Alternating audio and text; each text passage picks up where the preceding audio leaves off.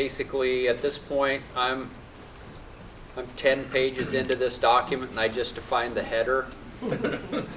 And so now these are the lines, every possible column at the sales order line and the detail line, menu options, every menu option, every action. So everything that I'm going to cover in here verbally in just a second is available to you in this. I think it's not really overly verbose. It's fairly concise. I mean, the descriptions, it's not like they're too substantial, but needless to say, you can look through that. Here's where we're going to focus towards the end of the session, though. I've got some how do I price align with the built-in price field formulas. And obviously, once you know how to do that, you can use it in all the applicable interfaces where it works. Some examples are provided in those formulas. How do I cancel the remaining quantity on a special order sales order line details already partially or fully received? How do I delete a sales order line detail or line, replace or reprice large number of lines all at one time? I'll go over that. How do I enter a sales order with a future shipping date? Make certain sales order header fields required. I'll cover that. Moving lines. So everything you see in here, we'll go through it in just a second. Is there a help button within the well, that's, yeah, so that there really, I mean, there really isn't at this time. Okay. You know, a button that you can just click on and fire out any kind of significant help.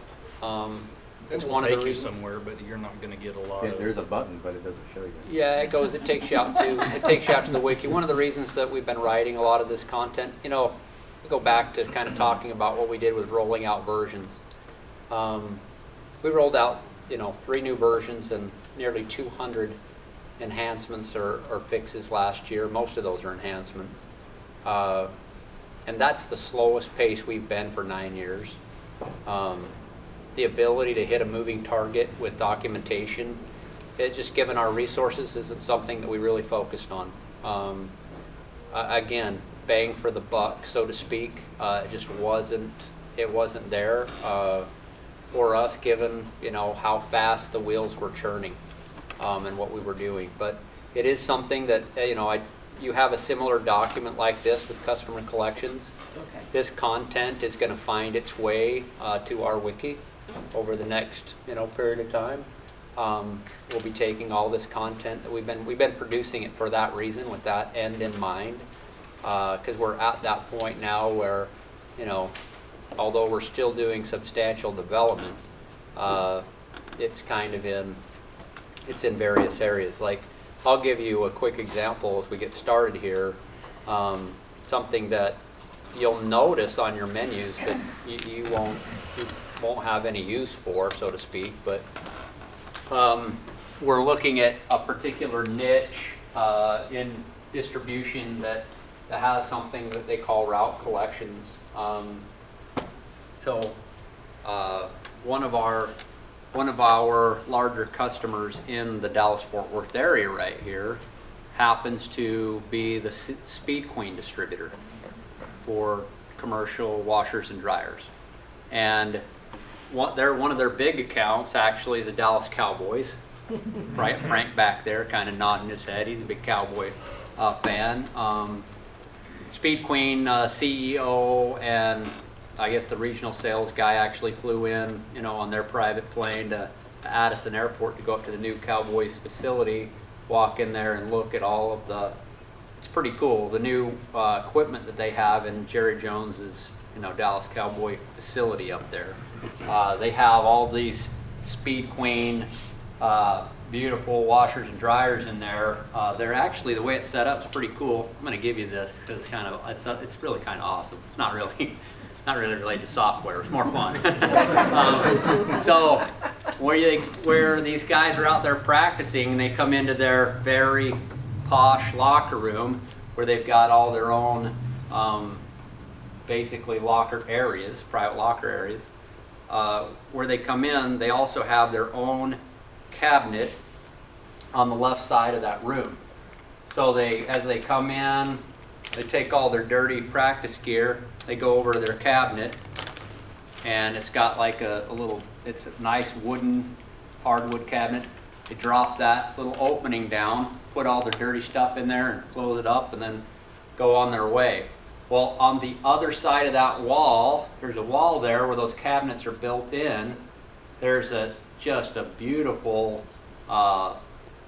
laundry facility filled with, all of these Speed Queen washers and dryers that, are coming through this customer or this distributor in Addison that uses Acclamare. But needless to say, so the lemmings that are in the laundry area pull that stuff out, goes in all of those nice machines, clean it up, fold it, put it right back in there. So when those guys come in the next day, they just open it up and there's the clean stuff they pull out, ready to go. So pretty nice deal. I'm sure that they don't get that kind of treatment at home. So needless to say, that's a really interesting business. Now, this company sells new equipment like that, like they did to the Cowboys. But what really, again, it kind of goes back to talking about Don Gelber's business with blown glass, or talking about Diana's business with surge suppression. In this case, these routes. So what these guys do to make a living, besides selling new equipment for Speed Queen and servicing that equipment, it's astounding the number of places. You think, well, okay, so they sell this equipment to coin-operated laundromats. Well, and every hotel that you can see. And all of the camping areas, KOA, any kind of area that you can think of like that. Trailer parks, wherever there's a shared laundry facility where you pay, they sell their equipment. And sometimes they have partners. So sometimes they partner with the hotel. They work out a deal.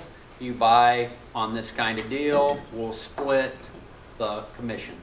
So they have an enormous business. I mean, I think he told me one year, just recent, he counted out over the course of the year, they counted out more than $2 million in quarters.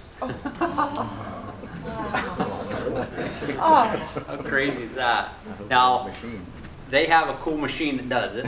So, I mean, they go out there and gather those funds up in those bags. They have a nice, secure facility, safe, where all that stuff goes. And then they have a, Brinks truck that shows up there weekly on a day when they do their counts. And they have a coin counting machine that they just pour that stuff into. They have a currency counting machine.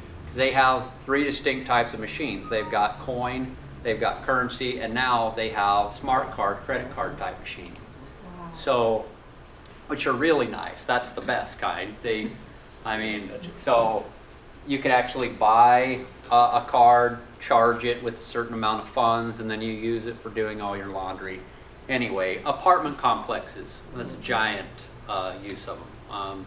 So, I mean, you start thinking about that, it's like, holy cow, that really is everywhere. I mean, things that you didn't think about. So, and these guys they own a bunch of these locations on their own and service their own, obviously, locations. And then they've got just, hundreds of partners that they affiliate with that kind of bought the equipment with them or got some deal. They worked out some arrangement. Needless to say, we set up an area called Route Collections to handle all of that collection activity.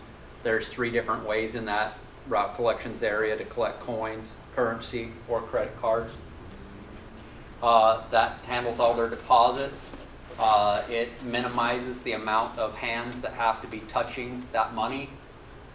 It automatically creates a miscellaneous cash receipt, because these are all vendors. Basically, they're not customers. I mean, in some cases they are, but in many instances, these are their vendors, because they're in a relationship with them where they're paying them funds, 1099ing them and that kind of thing. So needless to say, this feature will allow them to collect and count all their money, and it'll go into the bank deposit area where it works great with our structure. They can create their deposits, and then it allows them as well on the AP side to automatically create the commissions for the sites that are eligible.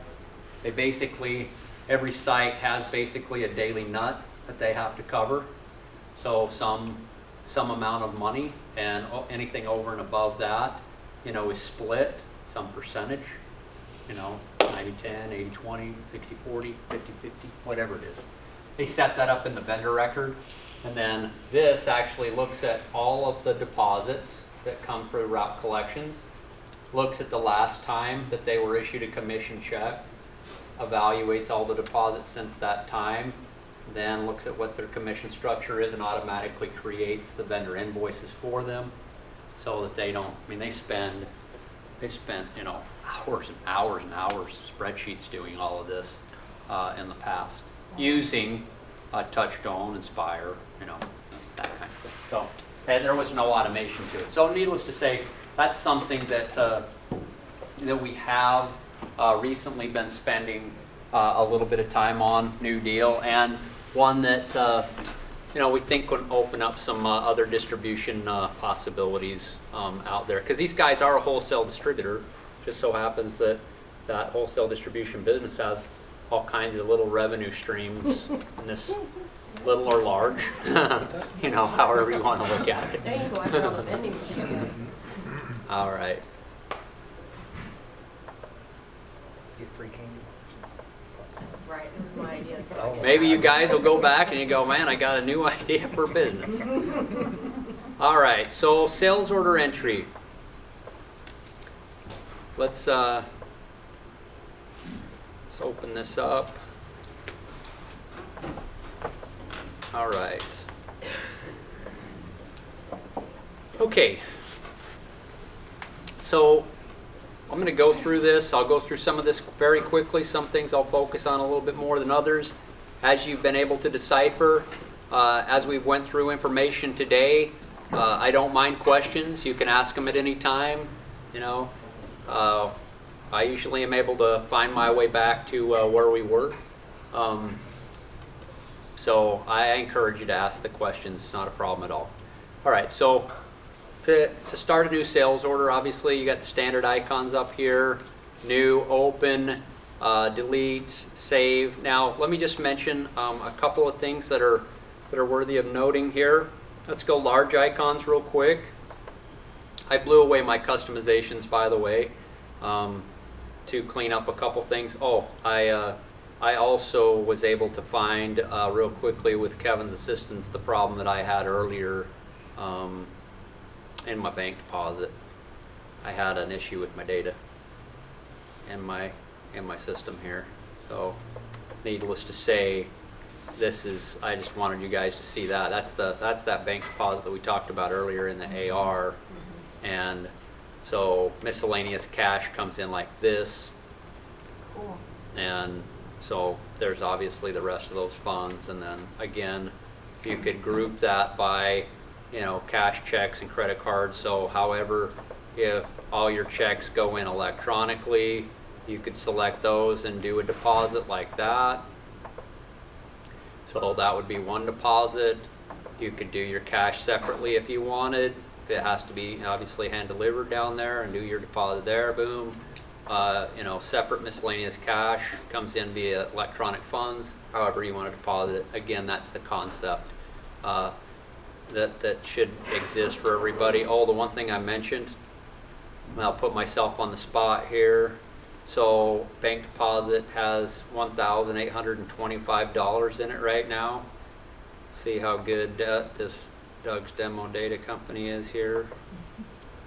I'm gonna refresh.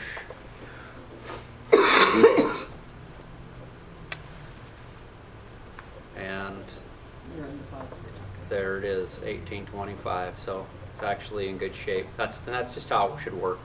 Undeposited funds right there should match what's currently open in your bank deposit screen right now. That's where it is. There's your validation. All right. Okay. So when I'm going in to look up a sales order, let's go again. I said large icons. Let's do it real quick. We'll go large. And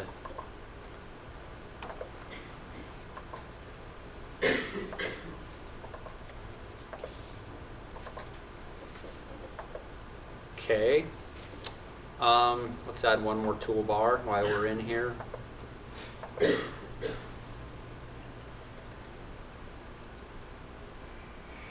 And if I can grab it.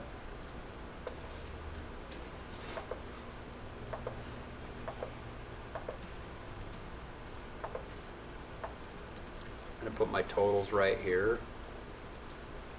And one thing I want to look at real quick is you'll see, one thing I want you to just be able to see real quickly here is that at this point right now, there's no shortcut for being able to initiate the total screen with my keyboard. If I want to be able to create one myself, then I just have to put that ampersand and, if you will, symbol right there in front of whatever character that I want to use, provided that there are no conflicts with that particular character.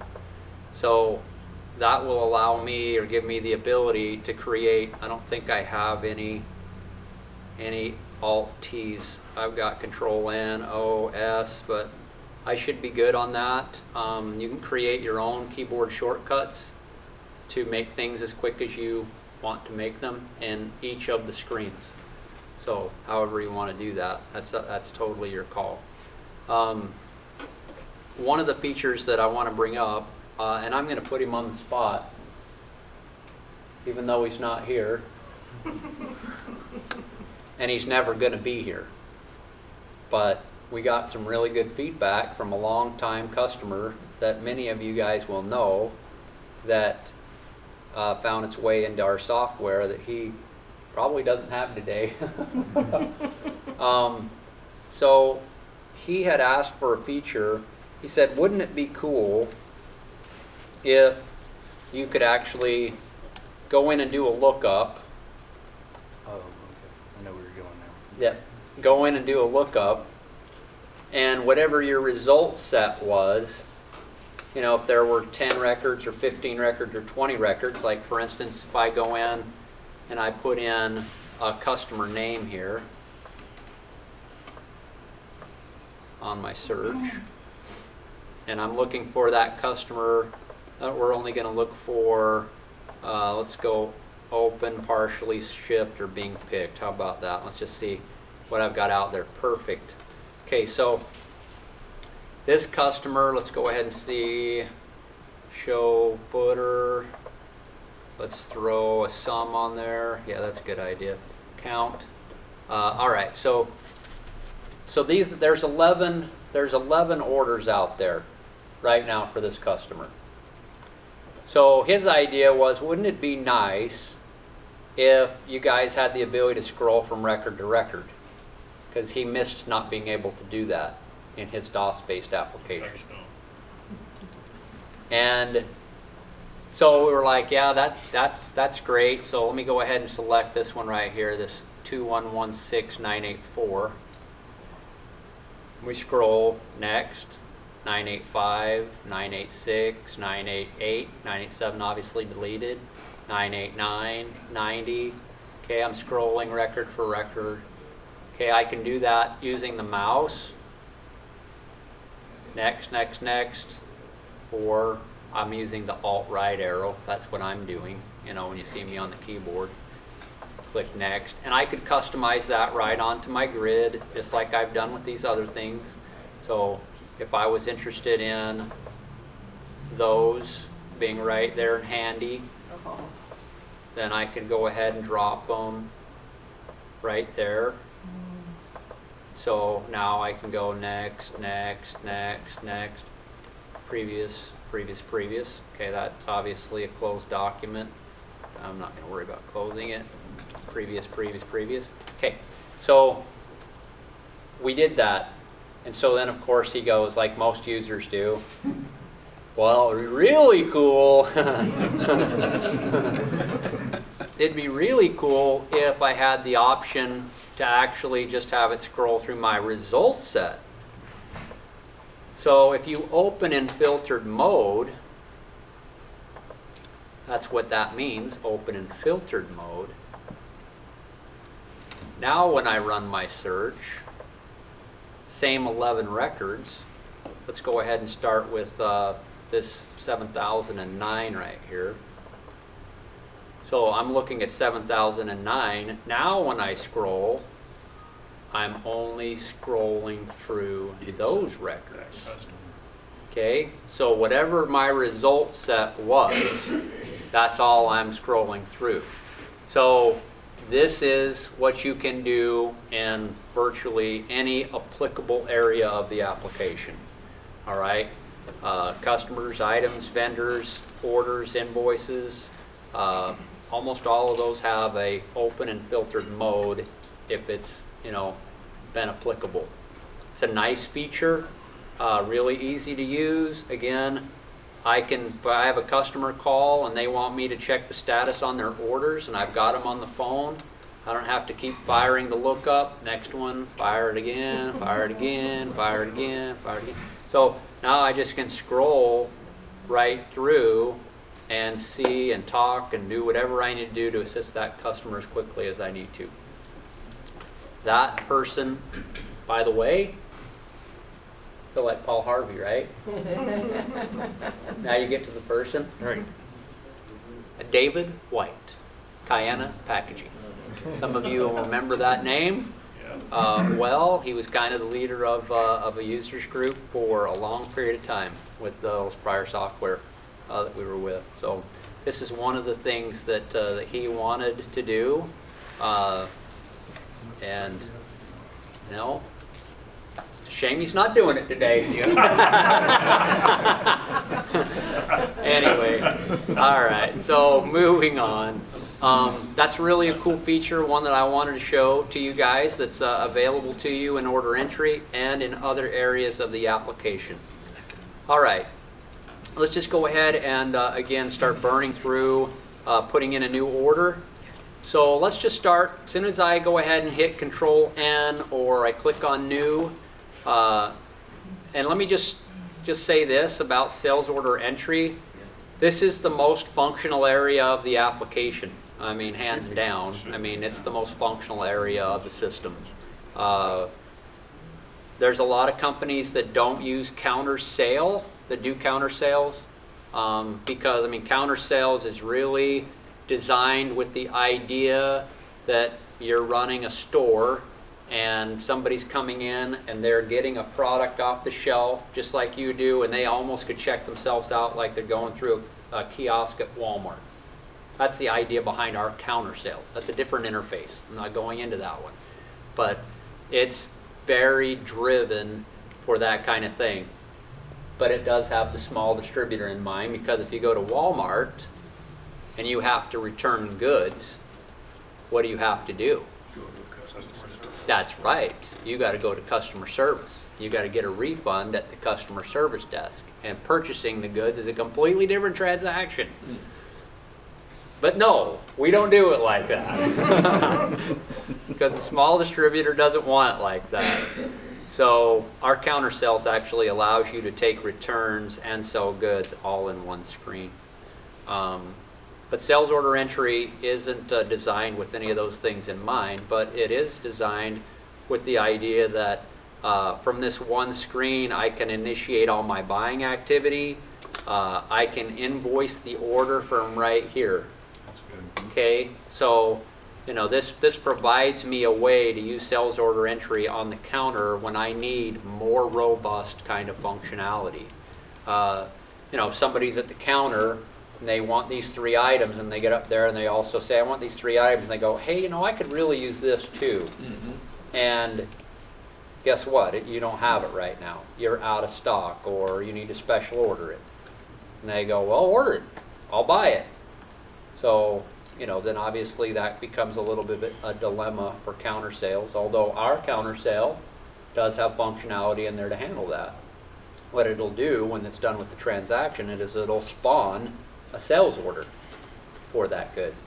And then obviously it'll just be like any other order. Customer can come in when it comes in or what have you. But point being here is that sales order entry can be used, and I would encourage companies to use it as a catch-all for literally almost everything. So, all right, these red X's, we've talked about this before. Red X's indicate a required field and a value that has a problem or needs to be satisfied, something along that line. So immediately when I come in here, I see red X's. Now, I've got all kinds of fields down the left-hand side here, as you can see. As I go through these fields, you might observe as I do so that maybe there are some fields that you wish you had that you don't have. Okay? So the reason I mention it is simply so that we can cover this element right now, and that is that you have the ability to create your own custom fields in a sales order that are required. So if I go out here to maintenance, and I go to customizable fields, and I go to sales order, in here I can create a custom field.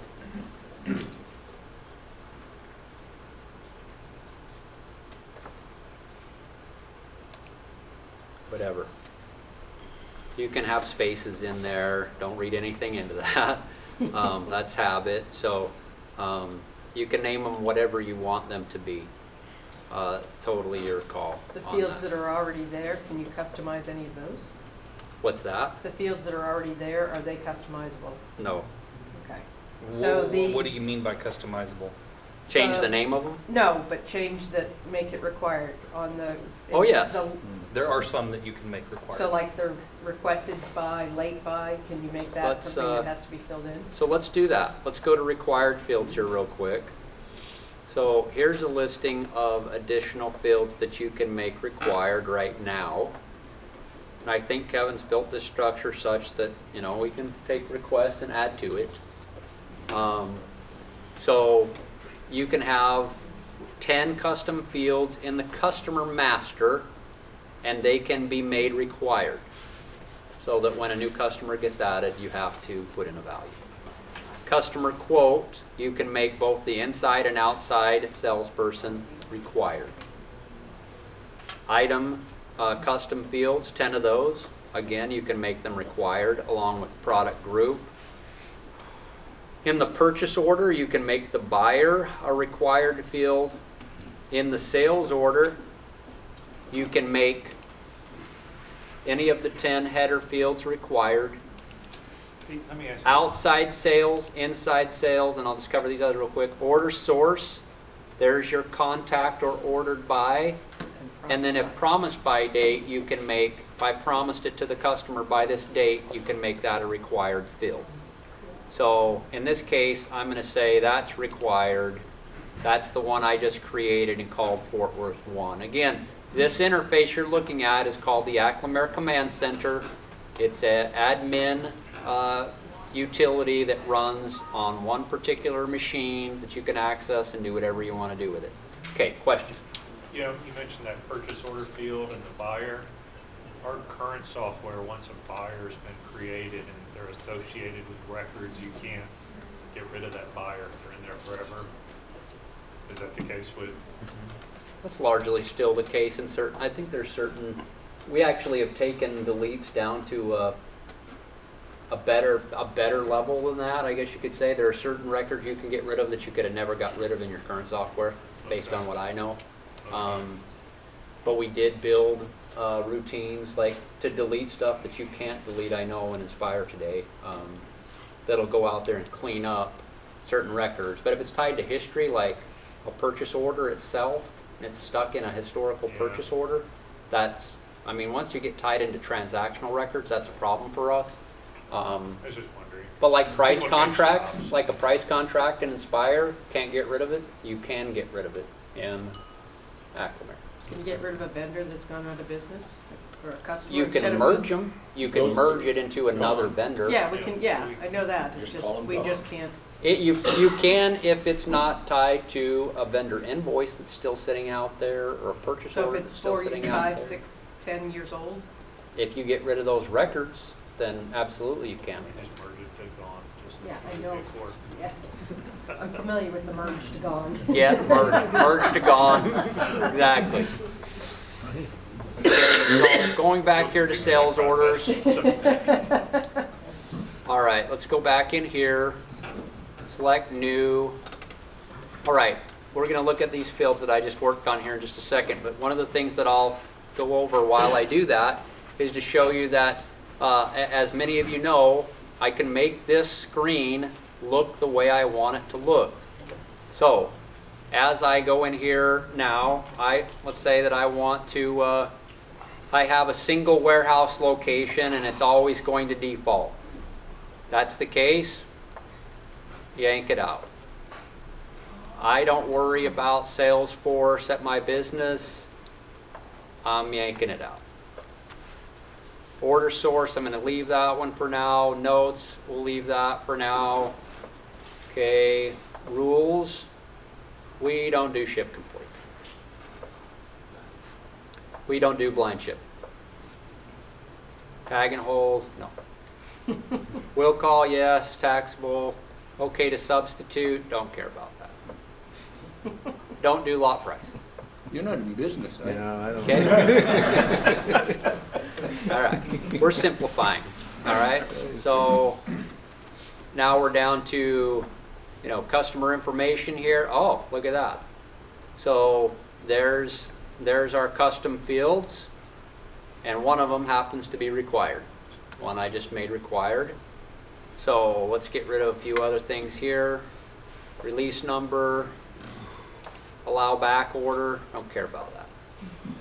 Okay, it's just a default. I mean, I'm just a, I work at the drive-through counter, What combo meal do you want today?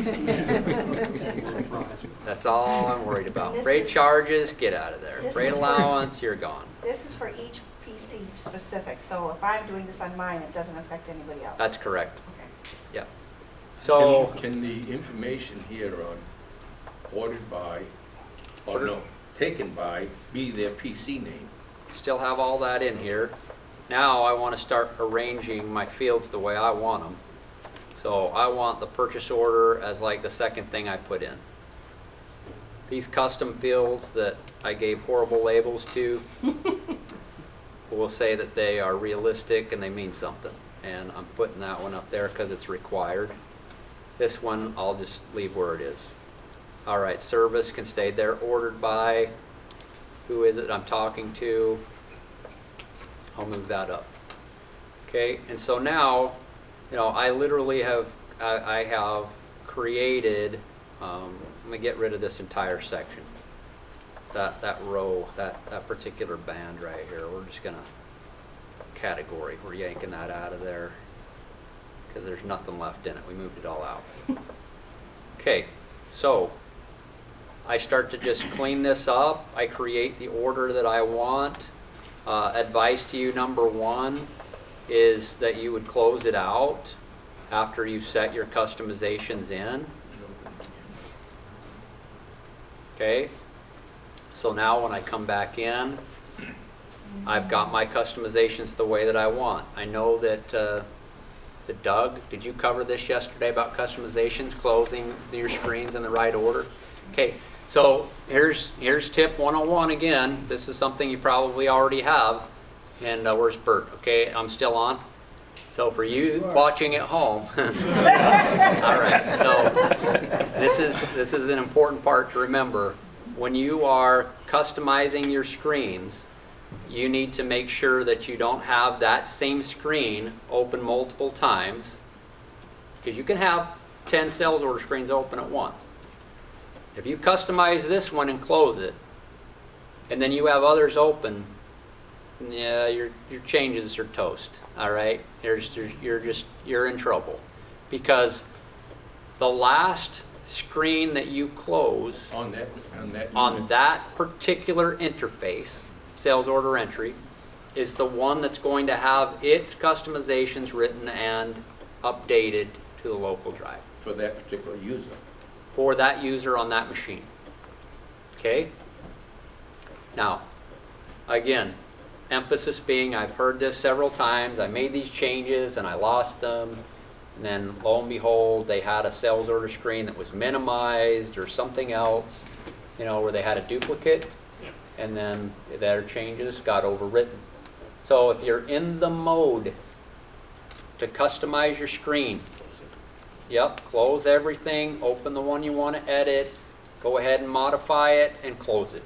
And then your changes are saved. And so then after that, when you move on, you're in good shape. Okay? So, again, you can control the tabbing order. Yes, Jack? Maybe you were just getting ready to get to this, but I have another suggestion with the layout there, and that's to use, instead of a single row, use the bands. Because I want to see, I have a wide screen, and I want to see all the information at once. I don't want to have to scroll. Okay, so this is kind of, let me open this up and pull this up and do like this and widen these. So this is kind of what you're getting at, right, Jack? Exactly what I'm getting at. And same with the billing and shipping information. So they're side by side. Kevin loves this. It's only work, it's job security. Just kidding. Okay, so, but yeah, I mean, you can, you know, whatever floats your boat, you can pretty much get it done. Set the tab order, create it like this, so it's you know, it's all good. However you want to do it. Of course, if I want to lock that in, I'm going to close that interface,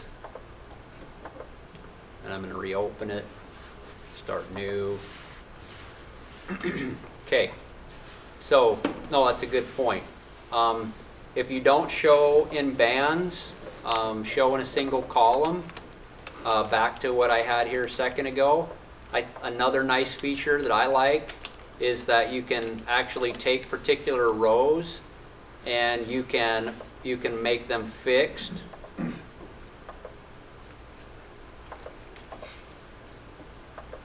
Like this. So now when I put in a customer,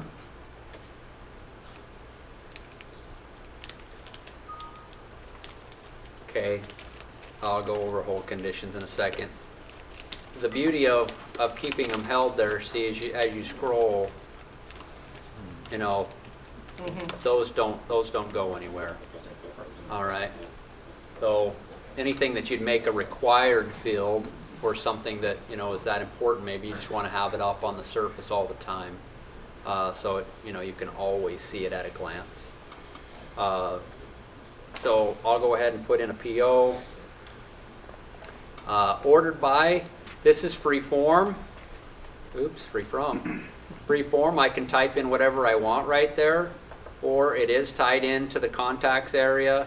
I can identify my contacts, select them, and have that, you know, automatically feed in to my header. Yes, Kevin? Suggestion, how difficult would it be to make that context sensitive, so if you're typing the person's name in, it finds the name and populates it, so you don't have to do any more searching?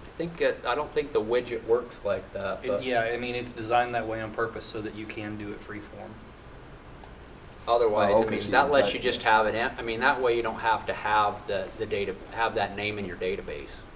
No, we just have some very long databases, customers with 200 and 300 names. So if you're looking for Zoe, for example, got a long way to search. Well, Yeah. you got to, you know, you can always type it in the search field and search that way, but then you got to remember to deselect that before you get up. So. Gotcha. Yeah, I know that the way that works provides you the ability to have cash customers walk in the door that you don't desire to have their name in your contact database. you know, for an indefinite period of time, but you keep a record of that are named with that particular sale. So that's kind of, I think, where that kind of gives you the flexibility to have both that way. Fort Worth one, you know, whatever. Whatever you want to put in there. And obviously, let's start going through some of these other fields. I don't have many to define now. All right, so let's just quickly talk about what they are and some of the implications. And let me drag this down. Will the warehouse default to the user? It defaults to the customer. The what? To the customer? Right. To the customer. It doesn't, I mean, the user has a default warehouse, but the customer, I'm pretty confident, overrides that. I'd have to test it, but I'm pretty sure that whatever the warehouse is assigned to the, now if you don't assign a warehouse to the customer, let's say that customers aren't assigned a warehouse, then the user's warehouse defaults into the order header. All right. Okay.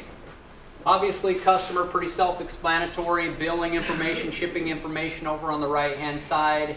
I'm going to trust that everybody knows what a name and address, city and state is, so I won't have to go through all those fields. I'm going to make some assumptions. All right. PO number, self-explanatory, ordered by. This is a custom field. You can have up to 10 of them. They are 50 characters alphanumeric.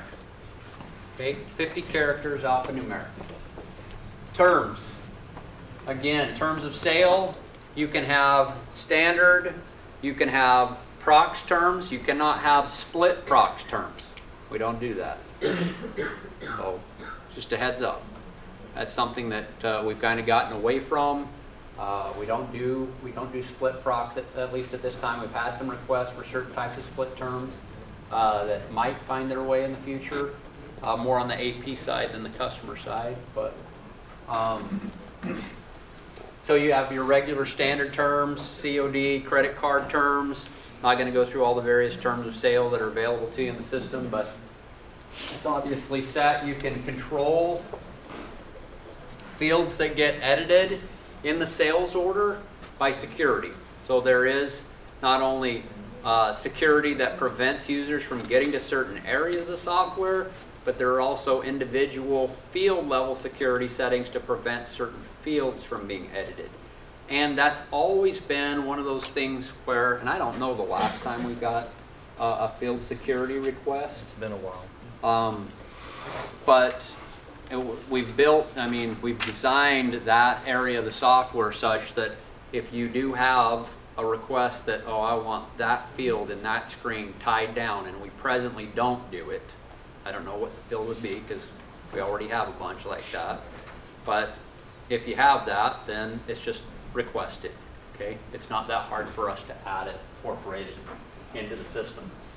All right, so order source. Again, some of you are familiar with that, and we talked about it a little bit earlier. You can set up your user defined. So trade show, web, fax, email, walk-in, or you know, you use them for something completely different. I mean, maybe they're not order source. Maybe they're something that you use in some other creative way. I don't know. Doug, you got any ideas on that? All right, good. I know that over the years, I've seen people use order sources for various things that really weren't order source. So it doesn't matter, however you want to use them. You can define those however you want and use it however you want. Bottom line discount. A bottom line discount, well, we've got a few folks in here that use them. GVS? Still do. Use some bottom line discounting? Ask them, they're allowed to use them. Yeah, Ohio Travel Bag. I know that, yeah, Caracas, you do a bunch. So it just gives you the ability basically to specify if you buy X amount of goods, you get an overall discount of this amount.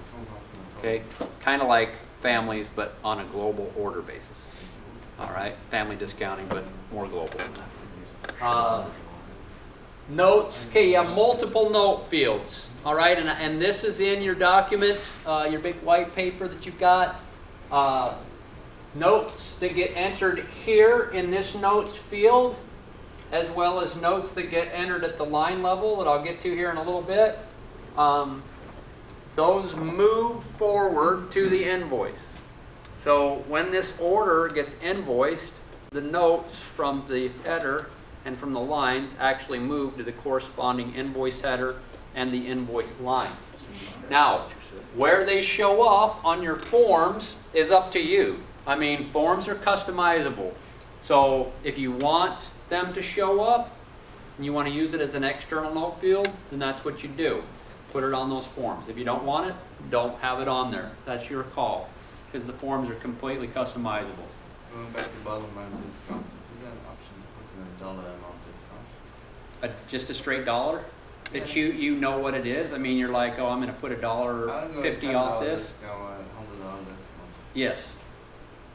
On it with a line item that you create called the miscellaneous credit. But not the bottom line. Some customers want to see the bottom line. Then you could customize your form so that that bottom line, that particular item just goes right on the bottom line. You could put it in the subtotal. That's fine. You could hide it, you know, because it's just, you know, you could hard code your form if it showed up. That'd be fine. But it won't go into the cost. And it won't be distributed into the cost of into the price. Bottom line discount is distributed. No, if you use that as a line item, it wouldn't be. Nope. Nope. So it'll just show up on the bottom. So again, notes, wherever you want them, created by, self-explanatory. Okay, will call. Let me just mention this about the will call button. Some of you will use that more than others. That can, for those of you that have sales tax, okay, that's obviously a triggering mechanism. If an order is set to will call, then the system knows to use the warehouse taxing jurisdiction because it's picking it up. We have taxing entities that you can assign at the warehouse level.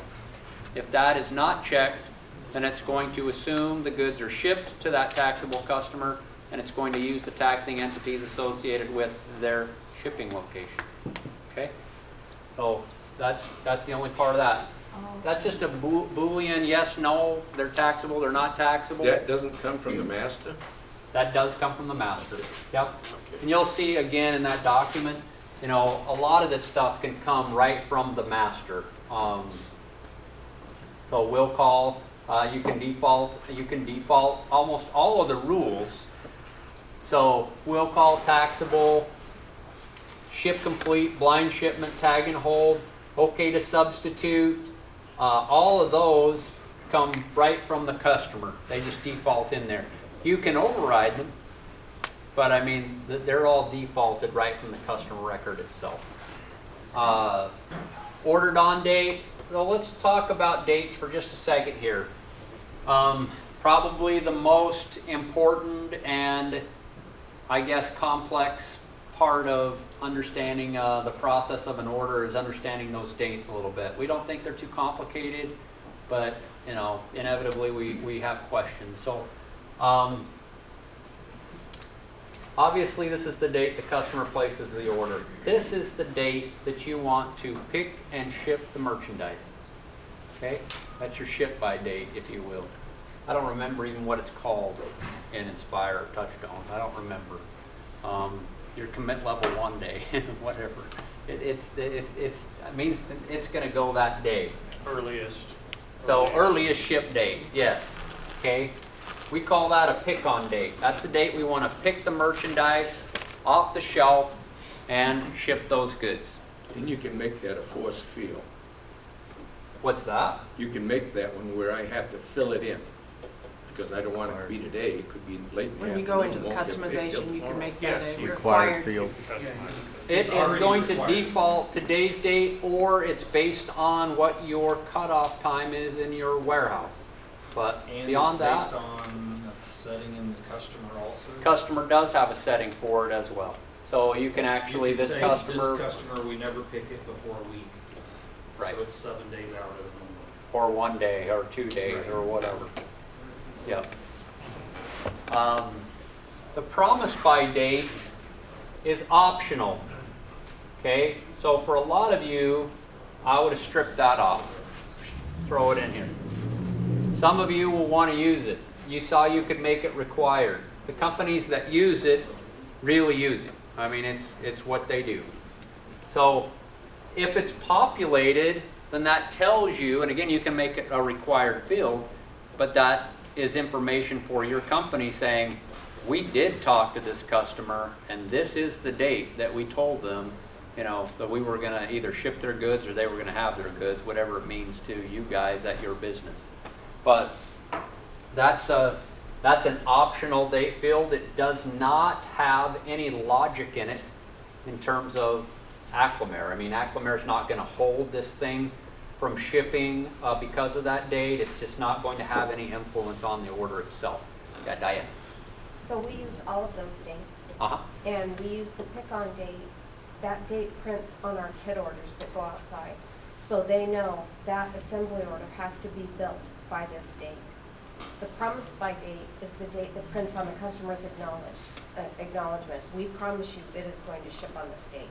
If it's an international order, it's going to be probably 3 days after that pick-on date is, so that we have time to stage the order.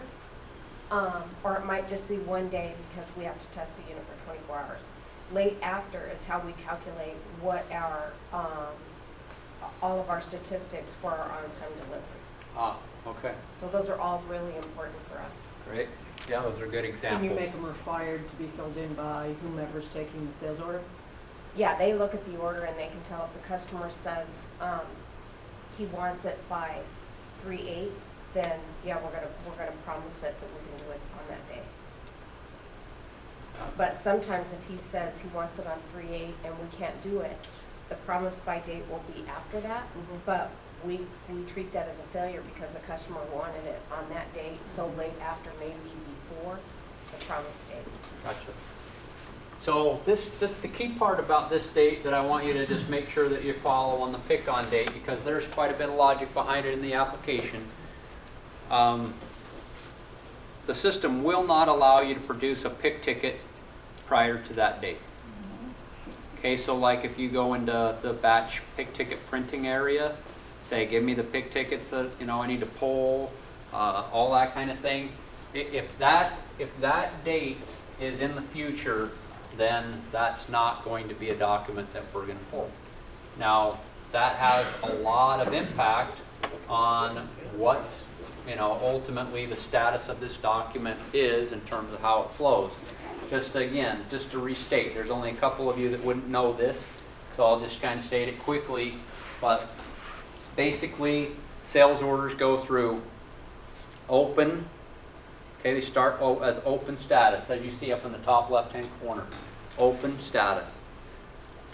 Partially shipped status is a document that's similar to open, other than some of the lines have been invoiced. But in terms of the order being pliable, editable, things that you want to do, you can do stuff to it. And you can't edit lines that have already shipped, but you can add other lines to it. You can manipulate lines that haven't shipped yet. It's like an open document other than the lines that have went out the door. So open and partially shipped are basically your two kind of initial statuses. A document moves from that status to being picked. Okay, so you guys would call that printed, but it's called being picked in Acclamare, because again, it goes back to kind of this common sense approach that we took to the software, where people ask me for a lot of years, what does printed mean? And I'd say, well, it means it's being picked. Hey, you produced a pick ticket and it's out in the warehouse. Oh, the status is being picked. And then from that point, once you actually put it in the shipping area, once you go ahead and you're actually in the shipping screen and you pull it up to confirm it, the status moves from being picked to being shipped. Stays in being shipped until it is actually invoiced at which point the order is either complete or the order's back to partially shipped. Okay? If you ship just one line or multiple. In the past, and I haven't done this recently because I just haven't messed with it, if we have a blind shipment, and we click on it, it didn't change anything on the paperwork. That's totally word Is for it that, now. is that supposed to be, or is that a reporting thing? That's a reporting thing. Okay, and then would that be the same for ship complete? Yes. Okay, thank you. Now, ship complete isn't going to change anything necessarily on your paperwork. Ship complete is going to prevent this order from even producing a pick ticket. That's what I want, Yeah. because we've If had it's issues flagged with as that. ship complete and you have a line that's not filled, one or many, Okay. when you go to print the pick ticket, it's going to say this order is flagged as ship complete, you know, and you have lines that can't ship or aren't eligible to ship. So, That's good. yeah, you won't be able to force that. Okay, thank you. And that's an order total scenario. That's not a line by line ship complete. You know, I look back there at Doug, you know, it's a long time conversation. I want this one line to be ship complete. We don't do that. It's either the whole order ship complete. We don't do it at the line level. Okay, so, you know, again, that's the key piece of that pick-on for you to remember relative to that date. Now, what you need to keep in mind here, and given where we're at time-wise, I'm going to throw this in here in case I don't get there. At the line level, there's also a pick-on date. So just because it says this in the header doesn't mean you can't have lines that have a different pick-on date. And if they have a different pick-on date in the future, then they aren't going to show up on your picking ticket, and they are not going to show up in the shipping area to allow you to invoice if the date is into the future. Okay? If you're at that date or it's in the past, then they will. Otherwise, they're not ready to go yet because of that. Troy, Yeah. is there a way to synchronize the line details back to the header? Like for example, I think if you just manipulate the pick-on date, that it'll ask if you want to update the lines as well. Yeah, it does. I'm pretty sure that that's what it does. That's the way to synchronize that. Yeah.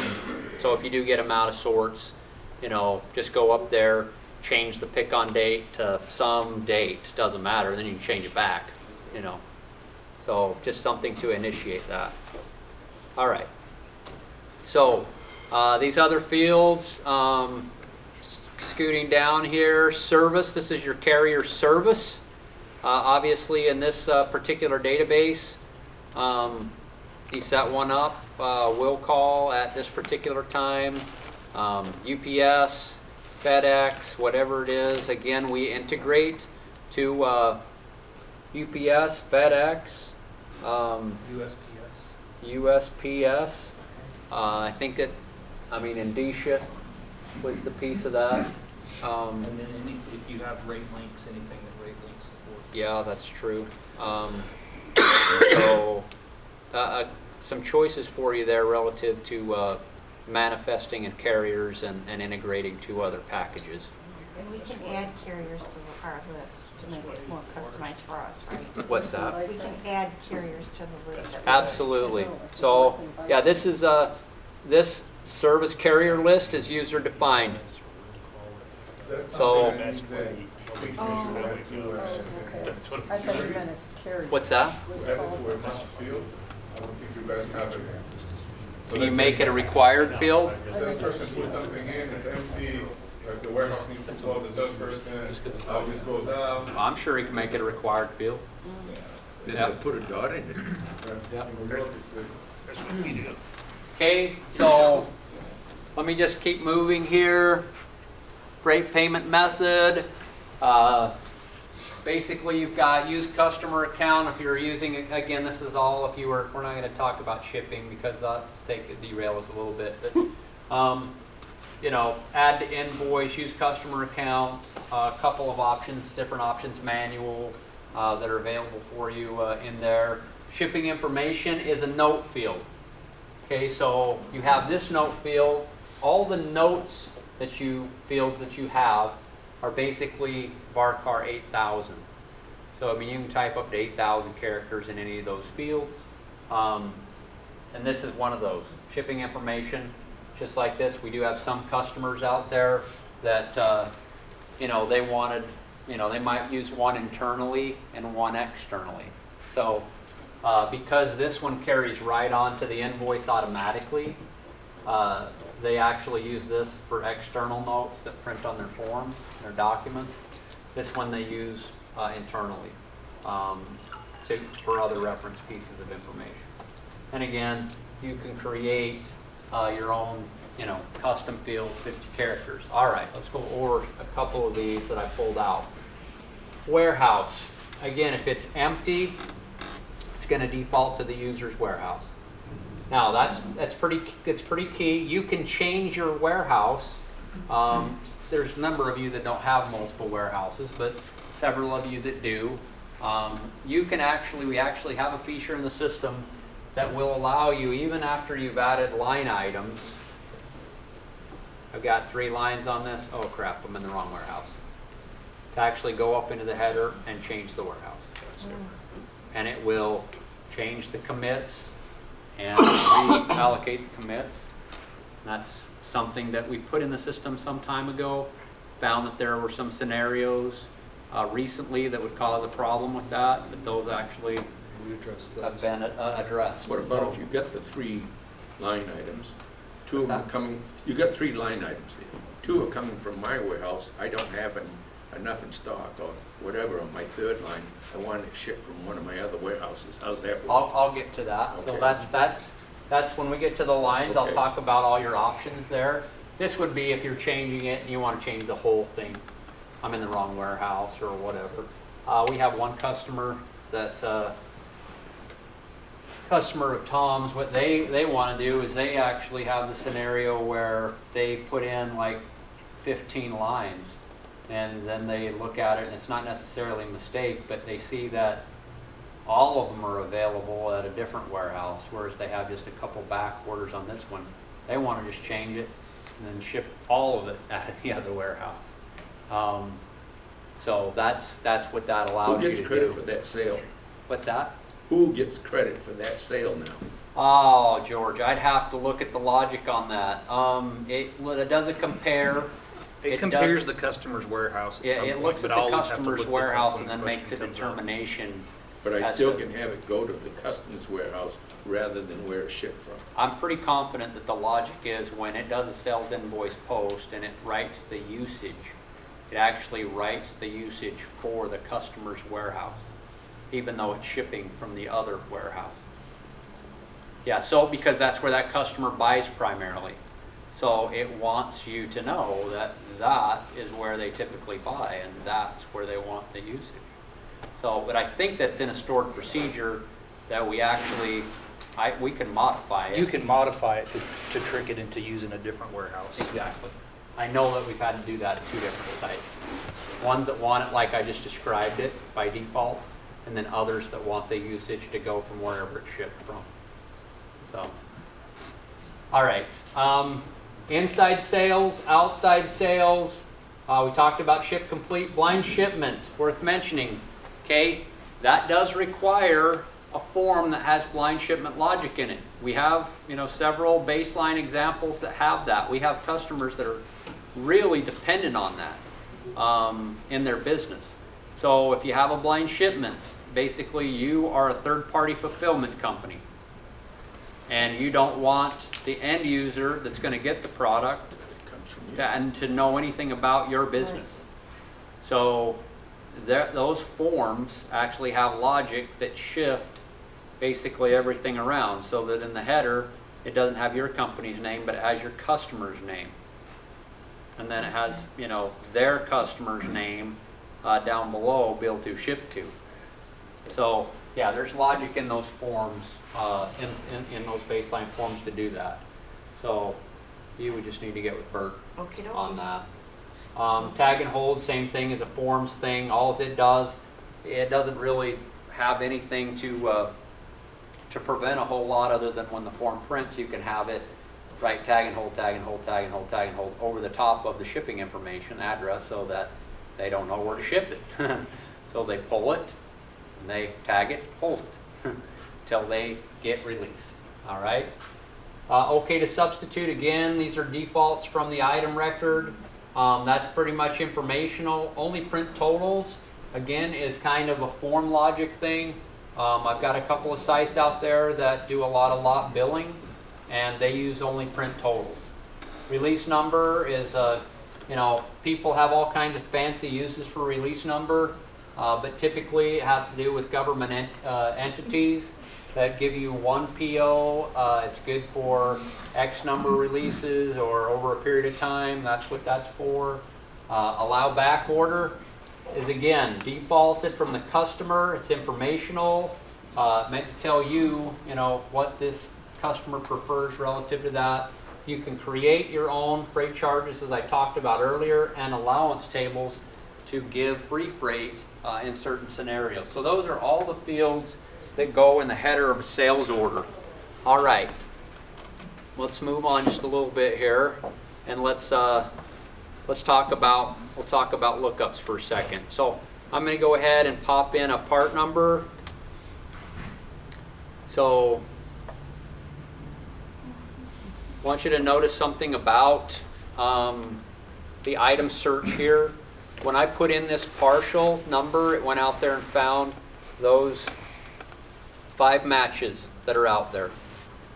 Now, one thing that you'll also notice is I have a button down here that says find more results. There aren't any more out there that match that. Let's go back like this. 101. Okay, so basically the concept behind this search, let's just show the footer and show how many that is. Okay, so 43 line items match that. Let's just see. Now there's 497. Okay, so what was the difference? Well, the difference is that any item that started with an item number of 101 is what it went and found to start with. If I said find more results by specifically pressing that key, then that's going to go look in alternate numbers, into tags, into description, into other areas for that sequence of number. All right, if you want to take it further. So, but basically it's saying the first thing I'm doing is I'm looking at the item number. I'm really looking from left to right. And you got a partial match, here they are. If you've got others, it's saying there could be others, find more, go pull them all in. Now, now I have a list of a lot more Why that are are in there. some bold and some not bold? Excellent, okay. So I've got bolded and not bolded. Ones that are bolded are, I'll show you, I'll just add another column here as to what the translation is here.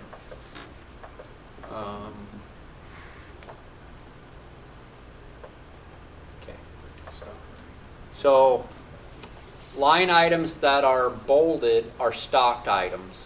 That's stuff that you have stocking records for that are active. Okay, so active stock records are in bold. And of course, if I right click, go to my column chooser, there's a slug of columns that I can throw in there. Quantity on hand. And yeah, so I've got a couple different quantity on hands and availables. The S represents SKU, like I talked about earlier. The other represents the quantity unit of measure.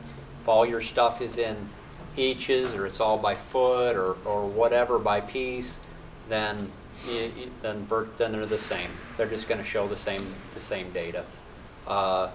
If they're different, then it's going to show this is how much I have per foot versus this is how much I have, per box, whatever it is.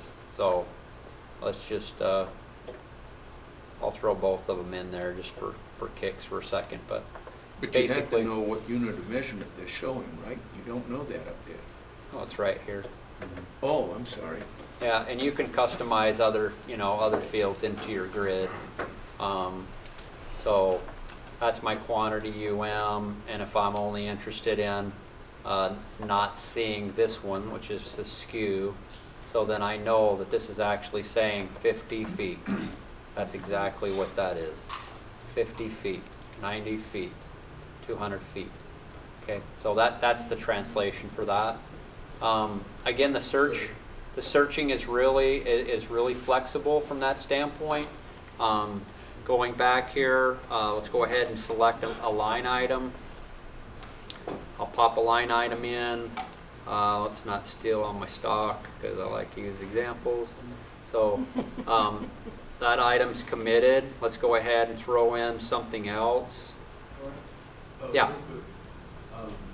Something that I discovered that's really nice in that search grid, just by accident, is doing Control F. You can actually find within that grid.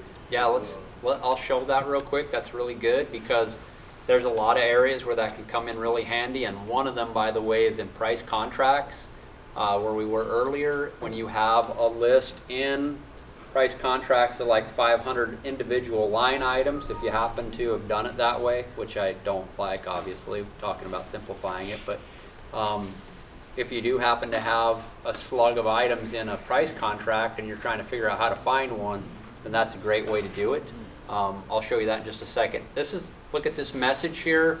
This item's already being sold to this customer on a prior sales order, just so you know that. Do you want to continue?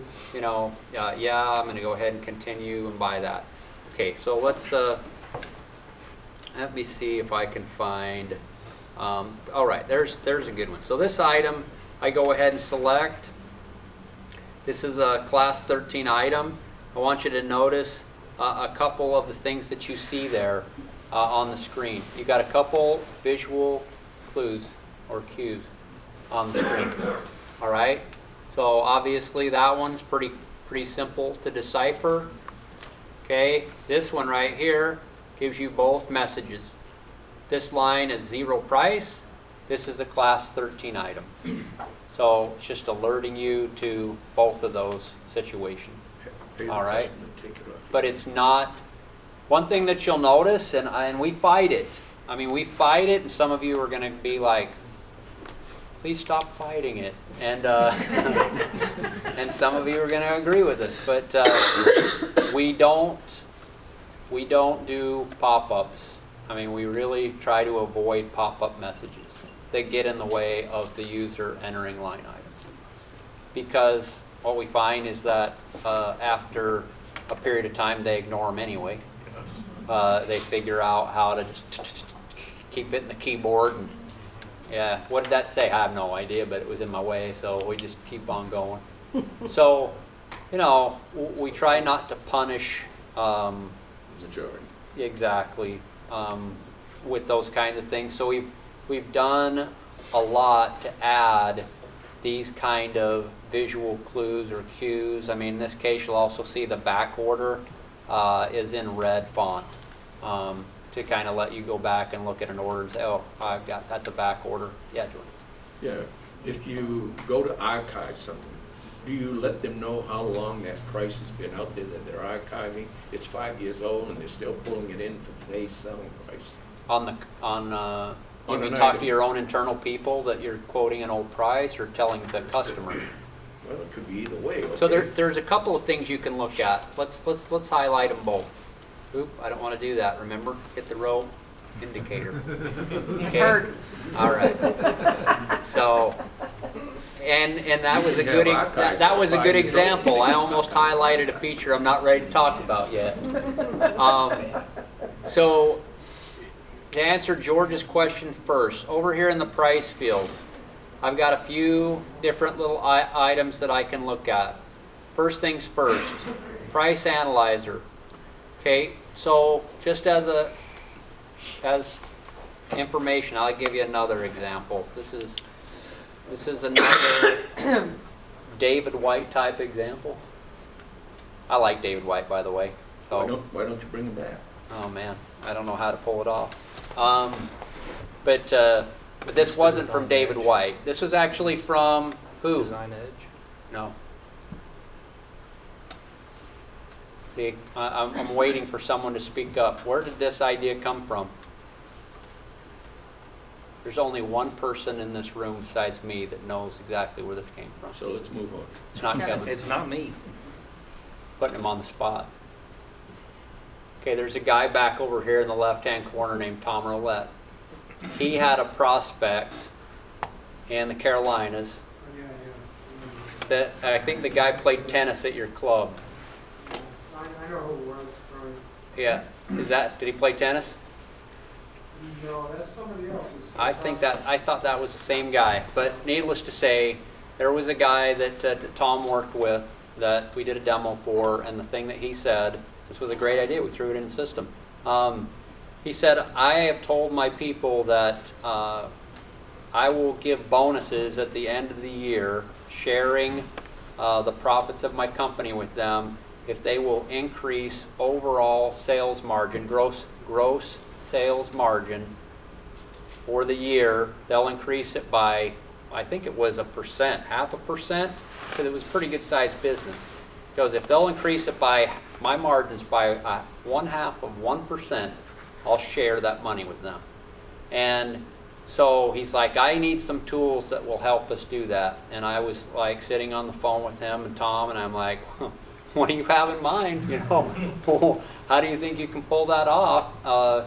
And he said, you know what would help us? He goes, I have a lot of items that we sell, and our salespeople are, you know, they're not familiar with all the items. And so sometimes I've got salespeople that don't know what they could charge for the item. They're just not familiar. They don't know enough. And so they need to know what other people are selling the item for, who's selling it, who's quoting it, and how much other people are paying for it. So the price analyzer is exactly that. It goes out there and it will look, obviously this item hasn't been sold much, but it will look at that item. Let's go see if there's, I probably won't find one that's any better, but who knows. Okay, so it will go out there and then show you, I think the last 20 transactions for that item, who the customer was, and what they paid for the item, how many they bought, and of course in this case it'll also show them who the salesperson was. In this case, Sweet, that's not applicable. But I was going to say, Ferrotech kind of took him in shorts. Man. Yeah. It was like, go, salesperson. Isn't that cool? Because I mean, that guy bought the most too. Yeah, it's like yeah, the that's more you what I'm buy, saying. the more you pay. Exactly. I like this. It's usually not what they say on those late night infomercials, yeah. is it? But That was the one that hasn't paid yet. so anyway, it's just a simple analysis tool to allow you to kind of see real quickly at a glance. Now keep in mind that the reason that this is helpful, you'd say, well, what about the dynamic inquiry? Well, the dynamic inquiry is context sensitive. So what it's doing is it's actually going out there and giving you information about this customer and that item, but not everybody else. Right. So Okay. Mark takes and quotes them, and then they call me and I quote them. Then they call Donna. Is Donna gonna see what we quoted them? Because it's all three different prices. That's the price. That would be price and availability. That's another discussion. But the Now- price and availability is slick as slick for that. That's exactly what it's built for. Was there a way to add a footer to average that price in that other thing? That's Where- a good question. Where you had the 20 transactions, is there a place to add the footer to see what the average price is? Yeah. Oh, yeah, you can do Now you know that. something. So, sure. So that's the Yeah. price analyzer. That's cool. All right. Apply historical price. So how this works, most of our customers that are really effective at using the dynamic inquiry they have multi-monitors. They have 2 monitors. Oh, I will. So here's the dynamic on one side, and then here I am operating right here. Apply historical price in a sales order. The way it works is you actually highlight the line in the sales history. And then you actually go to the button that says apply historical price. And, you know, that's the concept, Doesn't have is that you apply that value, there you go. But there's another way to do that. So let's highlight it. Let's go to items from customer history. Okay, so this is what some of you are familiar with historically, which is like a archive lookup, archive feature. So this box right here can actually be left up and float while you're working in the sales order. You don't have to close it. So if a customer says, hey, you know, I want some more of that, you know, whatever it is, you can look it up, identify it, add it straight to the document, with that price in the past, whatever. I mean, you can find that item that you're looking for. It shows you the document number reference, when they bought it historically, and then you can actually use this as a means to quickly populate your ticket. So add to document, find another one, add to document. You know, it's just going to go down the line, and it allows you, right from their archive history, to just quickly add more lines to your particular order. Okay? So, and you can come back down to your order. You can come back to your order and keep typing to look up more stuff, whatever it may be.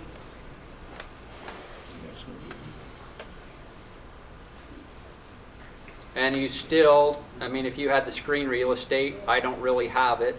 You can still use that feature and pull it back up. You don't have it in quote, I don't have the right? screen real estate to do it, but Do you have it in quote or not? If you're quoting somebody, does that come up? if I've quoted and I don't have No, any, no, but you yeah, don't quote. if You I don't. have quotes, I can see them I can see it number one in the document inquiry, or dynamic inquiry, excuse me, the dynamic It's not inquiry. a quote yet, you're in the And- process. And if I'm typing in a part number that's on a quote, it'll pop open and say this item's been That's not quoted what and it he's was asking. quoted on this date and for this price. That's not what he's asking. He's asking is if you're writing a quote, is historical data available in the quote, just like it is in the sales order screen? It's on our list. Did we already incorporate it? Which one, I mean, which one are you talking about? I'm sorry. Kevin, I'm catching you. Customer quotes. Yeah, right there. Add items from customer history. We just added that. It's there now. That hasn't been in there very long. That would have had been 3 years ago. Okay? I've been asking for that. So yeah, you do have that. That was nice. Thanks for that applause. Nice That segue worked out. there. Well, thanks Okay. for adding it.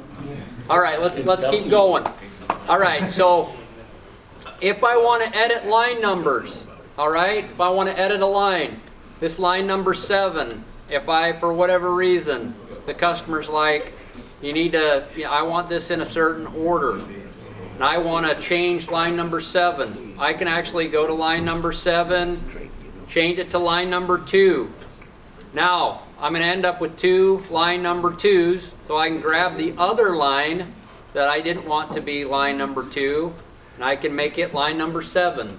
So the line numbers are editable in this way. You also have the ability to use the I don't remember. row indicator. Row indicator. I'm sorry. All right. You also have the ability to use the row I'm indicator. sorry, I was off my game there. No, you're good. And you can actually move the lines up or down using, the row indicator Right. functionality. Oop. Can't be So- moved any further. Needless to say, messed that up. All right. So move lines up or down, but generally speaking, we added this little quick edit feature to kind of get away from the other method, to be honest with you, because this one's a lot quicker and easier to do. Particularly if you have a very large document and you don't want to move something up 50 lines. Yeah. That's a drag. All right. Okay. We talked about searching for items, partials. I was looking for an exact match. So let me just, real quick, I say that all the time and it's not quick, huh? Let's go over here and, well, let's just do I got a this. couple hours of tape left, you can keep going. All right, let's, He's selling The figure of speech. Yeah, I would okay, so imagine a tape in if I know the part number and I enter the part number and that's an exact match, then it goes in just like you just saw there. So I don't have to search for it. I can just enter it and off I go. All right? Okay. Quantity, pretty self-explanatory. Commit, pretty important to understand that obviously you can't enter a value in the commit field that exceeds your quantity ordered. The system will warn you if you try to do that. Back orders, you can see that's fairly straightforward.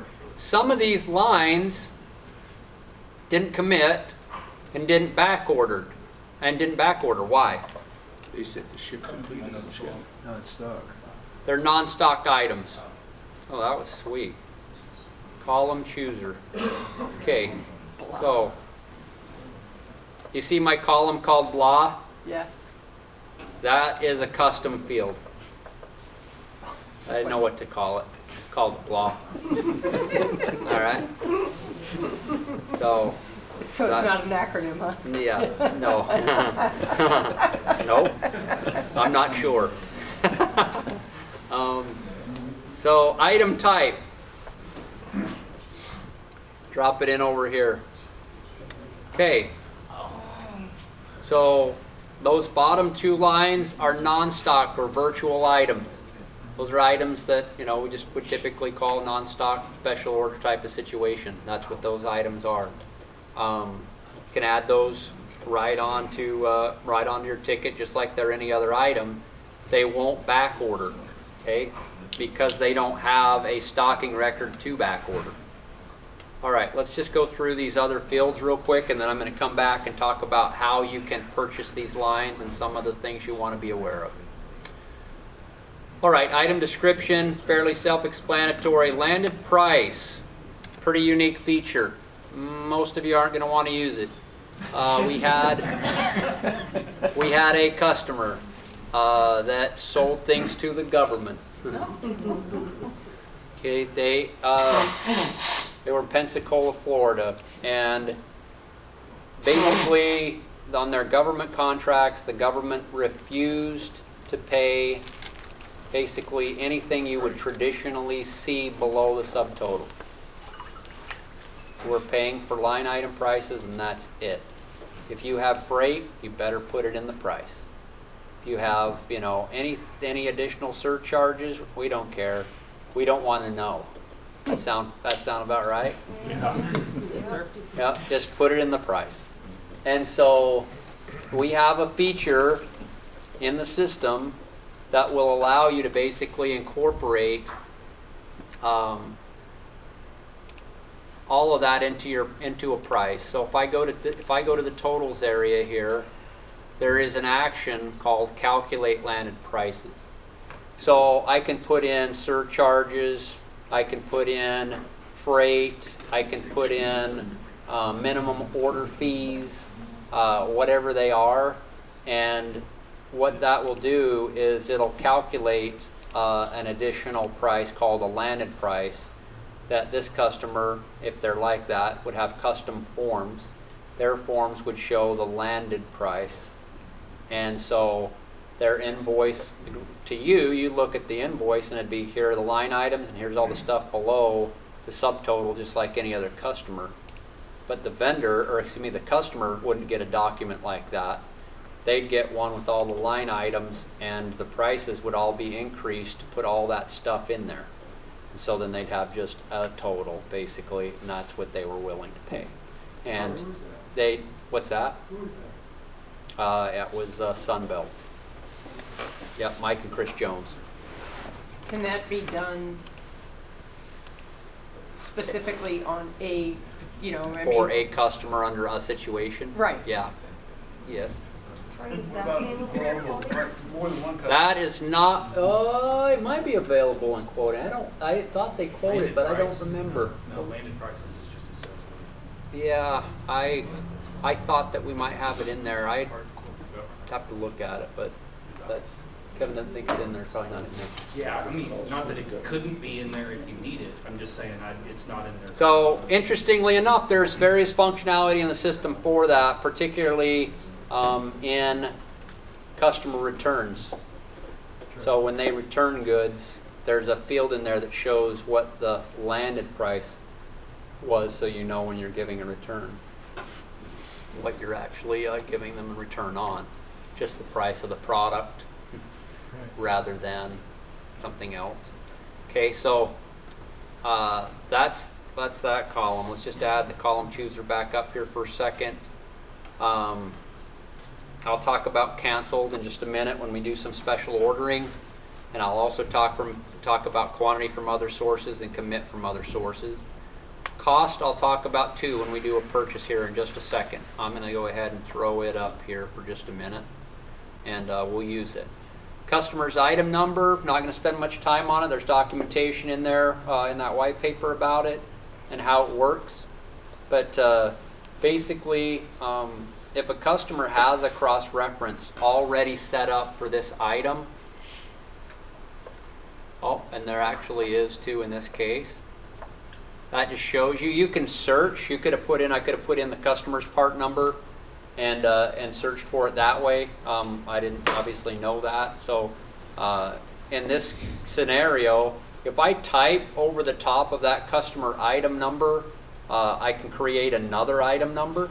If I type an item number in any of those blanks that you see there, in any of these fields right here, then I would be adding a customer item number cross-reference on the fly.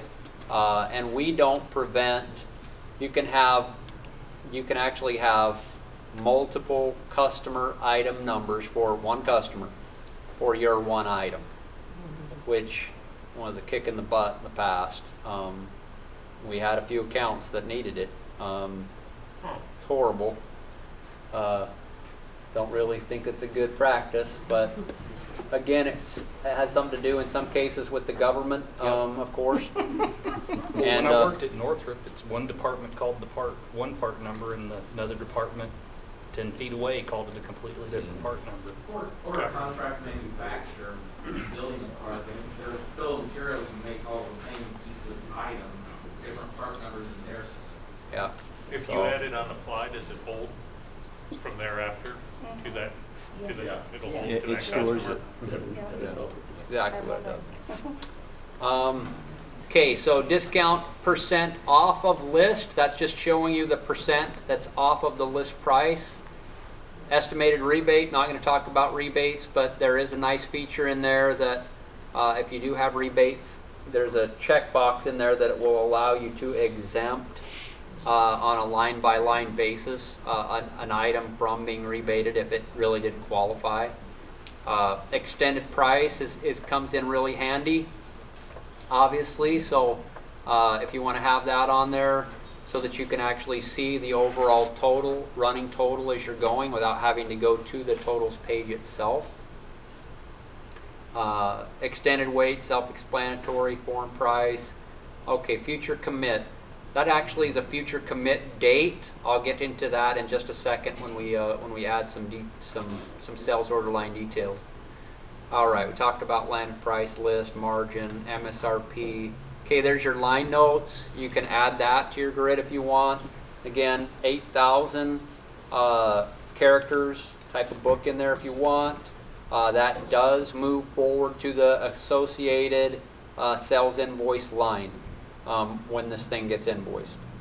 All right, pay commission is a default flag from the item's record. There's your pick on date at the line level that we talked about with Jason.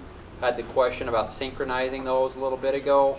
I really like the price source field, at least initially when you're using the system, so that you can actually see where prices are being derived, kind of like I did in that quote earlier when we were doing the global pricing formulas.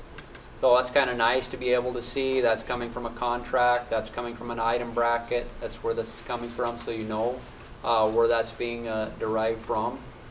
There's also a feature in the pricing field itself that I didn't get to, which is view available pricing, which this little window right here will actually show you if this item was on a contract, on a item bracket, on a product group. It'll show you the different prices that were arrived at, and then obviously what the winner is, but you'll be able to see all of that, and then you could actually pick one if you wanted to override the price, and it'll allow you to see it in different units of measure as well. All right, line by line, promise by date. If it's different from your header, you can do that. Quantity invoice. Troy, Yes. on the line promised by date, is there any way on an order by order case you could have that equal to the header promised by date? I don't think does it have synchronization? Or as my employee said, can you have a pop-up to ask us if we Do wanted you- to I equal think if you it? change the promise by date, ask you if you want to change all the lines. What we're trying to avoid is having somebody sit there and do 10 lines and change. Yeah, I think if you do, I think it's like on a Well, PO, if you change the it'll promise only by take a date. second to test it. So I promised it to them by the 10th. I don't think so. It doesn't write down in So there. pick on, if you do it there, yeah. pick one. Why, if you want them all to be the same, say it this way. Sometimes my questions come out sounding like I'm trying to be a smart aleck, and I'm not, so I apologize for that. Okay, smart aleck, ask All your right. question. If you want them to all be the same, why bother to set it at the line level to begin Right. with and just use the value at the header level? If you release. Because we actually print that on each line so that So, it tells. so if you always want them to be the same, then, No, we don't always want them to be the okay. same. Oh, Yeah, okay. in other words, we may have 15 line items and we want 14 of the 15 to all be on the same date. Okay. One of them might take 6 months to get made. But that could be handled in the form also, so that if it isn't set at the line level, then it just uses the one from the header level. That's true. Yeah, you could do that. So what he's saying is. I'm not saying that I'm You could not just- willing to make a change for you, I'm just saying I No, think but there's a way that's that a you great could. idea, because then if it always. So you could just blank them out Default and to that, and then then if you blank need to them out change and it, then you just change let the one top you need to line change. populate those on your form. So you're saying That's what what you would he's saying. like? On the form. Uh-huh. I would think the Okay, easiest so thing to do. if I go back into the sales order later and I want to see what that date is, I've got to go print a form to see what the date is then? No, it's right there in the header. If it doesn't have a date, Okay. it's using what's in the It's header. using what's in the But header. you're okay. saying, both of you are using it, so what you're saying is if you populate it, you'd like it to default it to the line level also. Yes, and then your And then- 14 and then lines do would the all same have that, thing and as then you- you just change that one. And then have the same sort of logic that you're saying there, like we did show earlier in the pick-on? Is it at the pick-on? Yeah. That if you change it, it says, do you want to change the line levels, the line Yeah, we use also? that in PO all the time. I'll put a case in for Yeah, it. we could use that too. Okay. Because releasing from quote, you'll get a bunch of blank lines. You'll go out 15 lines on a quote, we release it, and then all the promise by dates are empty. And that's the only field we use, that line date. So Okay. even though we've set it in the header, we still gotta go through and copy, Okay, paste, paste, I'll put a paste, case in for it. Cool. Okay, so the last column there that's worth mentioning probably is just a reason for canceled quantity. That was added since the last conference. That simply gives you an ability, if the line gets canceled, to type in a reason for that. There's been a file maintenance area added to it.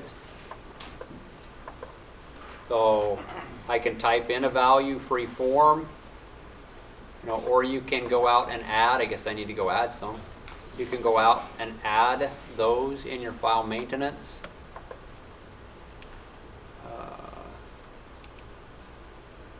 If I can find that. Am I not seeing it? Yeah, right there. Sales order cancel note. So, whatever.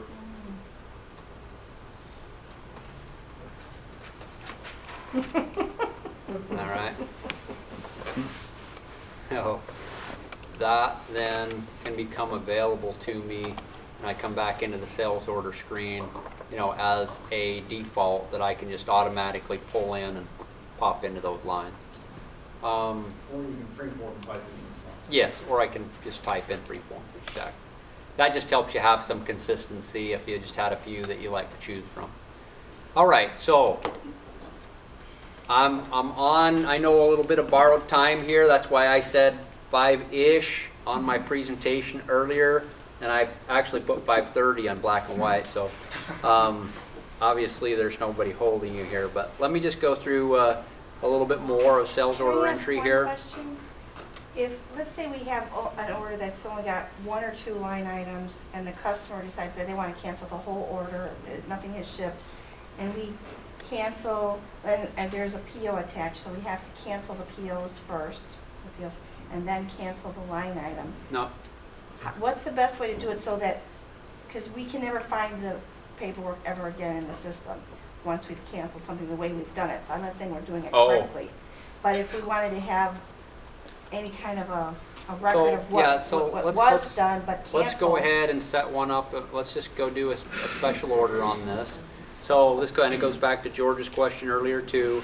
I mean, if I wanted to transfer that from another location, George, I just go ahead and select new detail, transfer, bring up a list of my warehouses to choose from, double click on it, and it'll throw it onto a warehouse transfer, just like a PO, which is what I'm going to do on this It's a line. dynamic showing you what's all available in all the warehouses. Exactly. Yep. So I can see all of that And you availability. can drop ship it from that warehouse as well, it looks like. Yes. Yep. Okay, vendor item cost comparison. Vendor direct on that line right there, was there a vendor direct right there too? Yes. Yes, Yeah. I'll show them all here in just a second, but, so here's a purchase order I just created for this particular item. There's my PO number. The .1 means it's line number 1 on that PO. I can drill right into that purchase order and look at it. You can see there it's giving me a warning. You should be purchasing at least 100 feet of this item to meet the minimum requirement, which I actually could have seen back there on the vendor item cost comparison screen, but I ignored it in my haste. So there's my PO. If I wanted to cancel this and keep a record of it, so here's step number 1 for you, Debbie. Make sure that your people have the canceled column All right, okay. in their grid.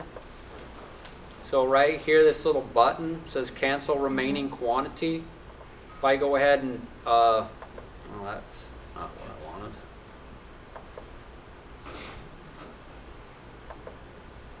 It's gonna let me, it's cancel remaining. Let's go, I'm gonna go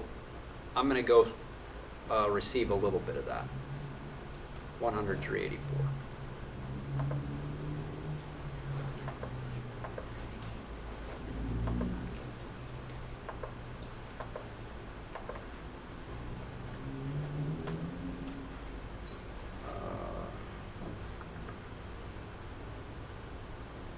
Is that not right?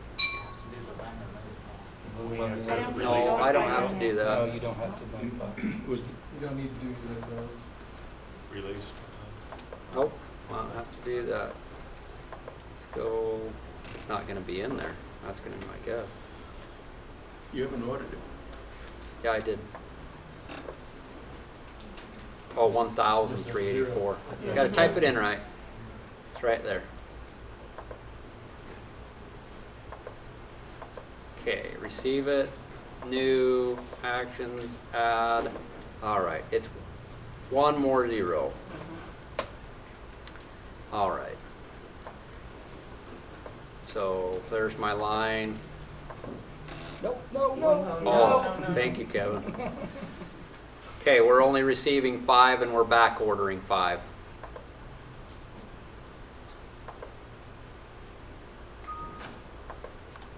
All right. So now that sales order is going to have 5 committed. Assuming that was Spinneret. I probably got 100 of those out there. 3,260. Got a few. Clean up. That was a lot. I'll give you an example though how quickly I got to that. So let me just add a column chooser here so that you can see a couple of things that I've not covered yet. Okay, so if the item's not coming from stock, really these two this column right here, committed and back ordered, these two columns are really applicable to stocked material, not non-stock material. Okay, these two columns, quantity from other sources, which could be a purchase order, kit order, warehouse transfer. Could be from virtual stock that I have on hand. There's a couple of different, all of these new details you see here. These are shortcuts to be able to do any kind of buying for any kind of line, or fulfillment, I should say. So I can create a purchase order for any line, a vendor drop ship for any line, a kit order, a build to order kit, a warehouse drop ship, which ship it to the customer from that warehouse transfer that would come in here, and then we get it and send it out.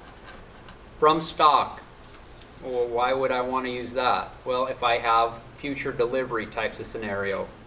So like if I come back up here to one of these lines and I find out, oh, they want 50, but they want it every 4 weeks. They want 10 now, and then they want every 4 weeks for the next 5 months, or whatever that ends up being. Then I could do from stock, throw that on there, indicate they just want 10 right now. I can have a pick on date at this level. Let's put it right there. And let's put the future commit date in there too, because I'm going to look at that. Okay, so, but then they want also just a regular kind of back order from stock. Again, it's kind of a scheduled blanket is what it is. So, and I can specify a date out into the future. All right, so this will say, do you want to commit this line on a future date? Yes, I do. So there it identifies what the future commit date is. On how many releases too? Okay, that's based on right there. That future commit date is a pretty simple calculation. It's basically 14 days prior to the pick on date, plus whatever the item's average lead time is. Okay, that's how it sets that. So then let's go ahead and just add another one. You have Why to do all 14 days? 50 at the same time? I In this case, mean, it you was can come 50? back and do them. You can do them whatever you want. I mean, you could come back and add it, an hour from now or a day from now or whatever. Why the 14 days? What's that? That's what you Why said the late 14 days? It's just a buffer. I mean, it's just a buffer, a fudge factor. Is there a way to change that? No. Well, maybe, but not for us. No. All right. But I mean, it's built in there because if the average lead time isn't reliable, it's trying to protect you a little bit, giving you an extra couple That weeks. comes from Graham, doesn't it? It definitely comes from Gary. Yeah. Yeah, that's definitely a holdover in terms of logic. The way we always did it, to put a buffer in there. Let me just keep adding one more. I'll add one more. We won't go all the way to 50. Let's just go to 40 for right now. And then I'll set this one to 6/1 future date. Okay. So again, the idea here is now you can see, what I've got up here. I've got 40. Let's just refresh this whole order. Oh, that's the drawback, by the way, of having required fields. If you decide to have a required field now, and it wasn't required in the past, so you didn't populate it on historical documents, that should be a part of your plan. To say, oh, we're going to make this a required field now. You ought to have a plan to back populate that field on historical documents.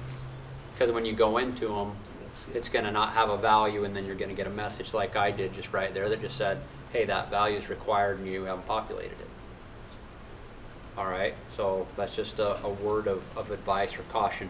So looking at this now, you can see this line, 40 are requested, all 40 coming from other sources, 10 are committed right now. So if I go ahead and expand that, I can see 10 are coming from stock right now, and then line 2, 3, and 4 are all set for some future delivery point.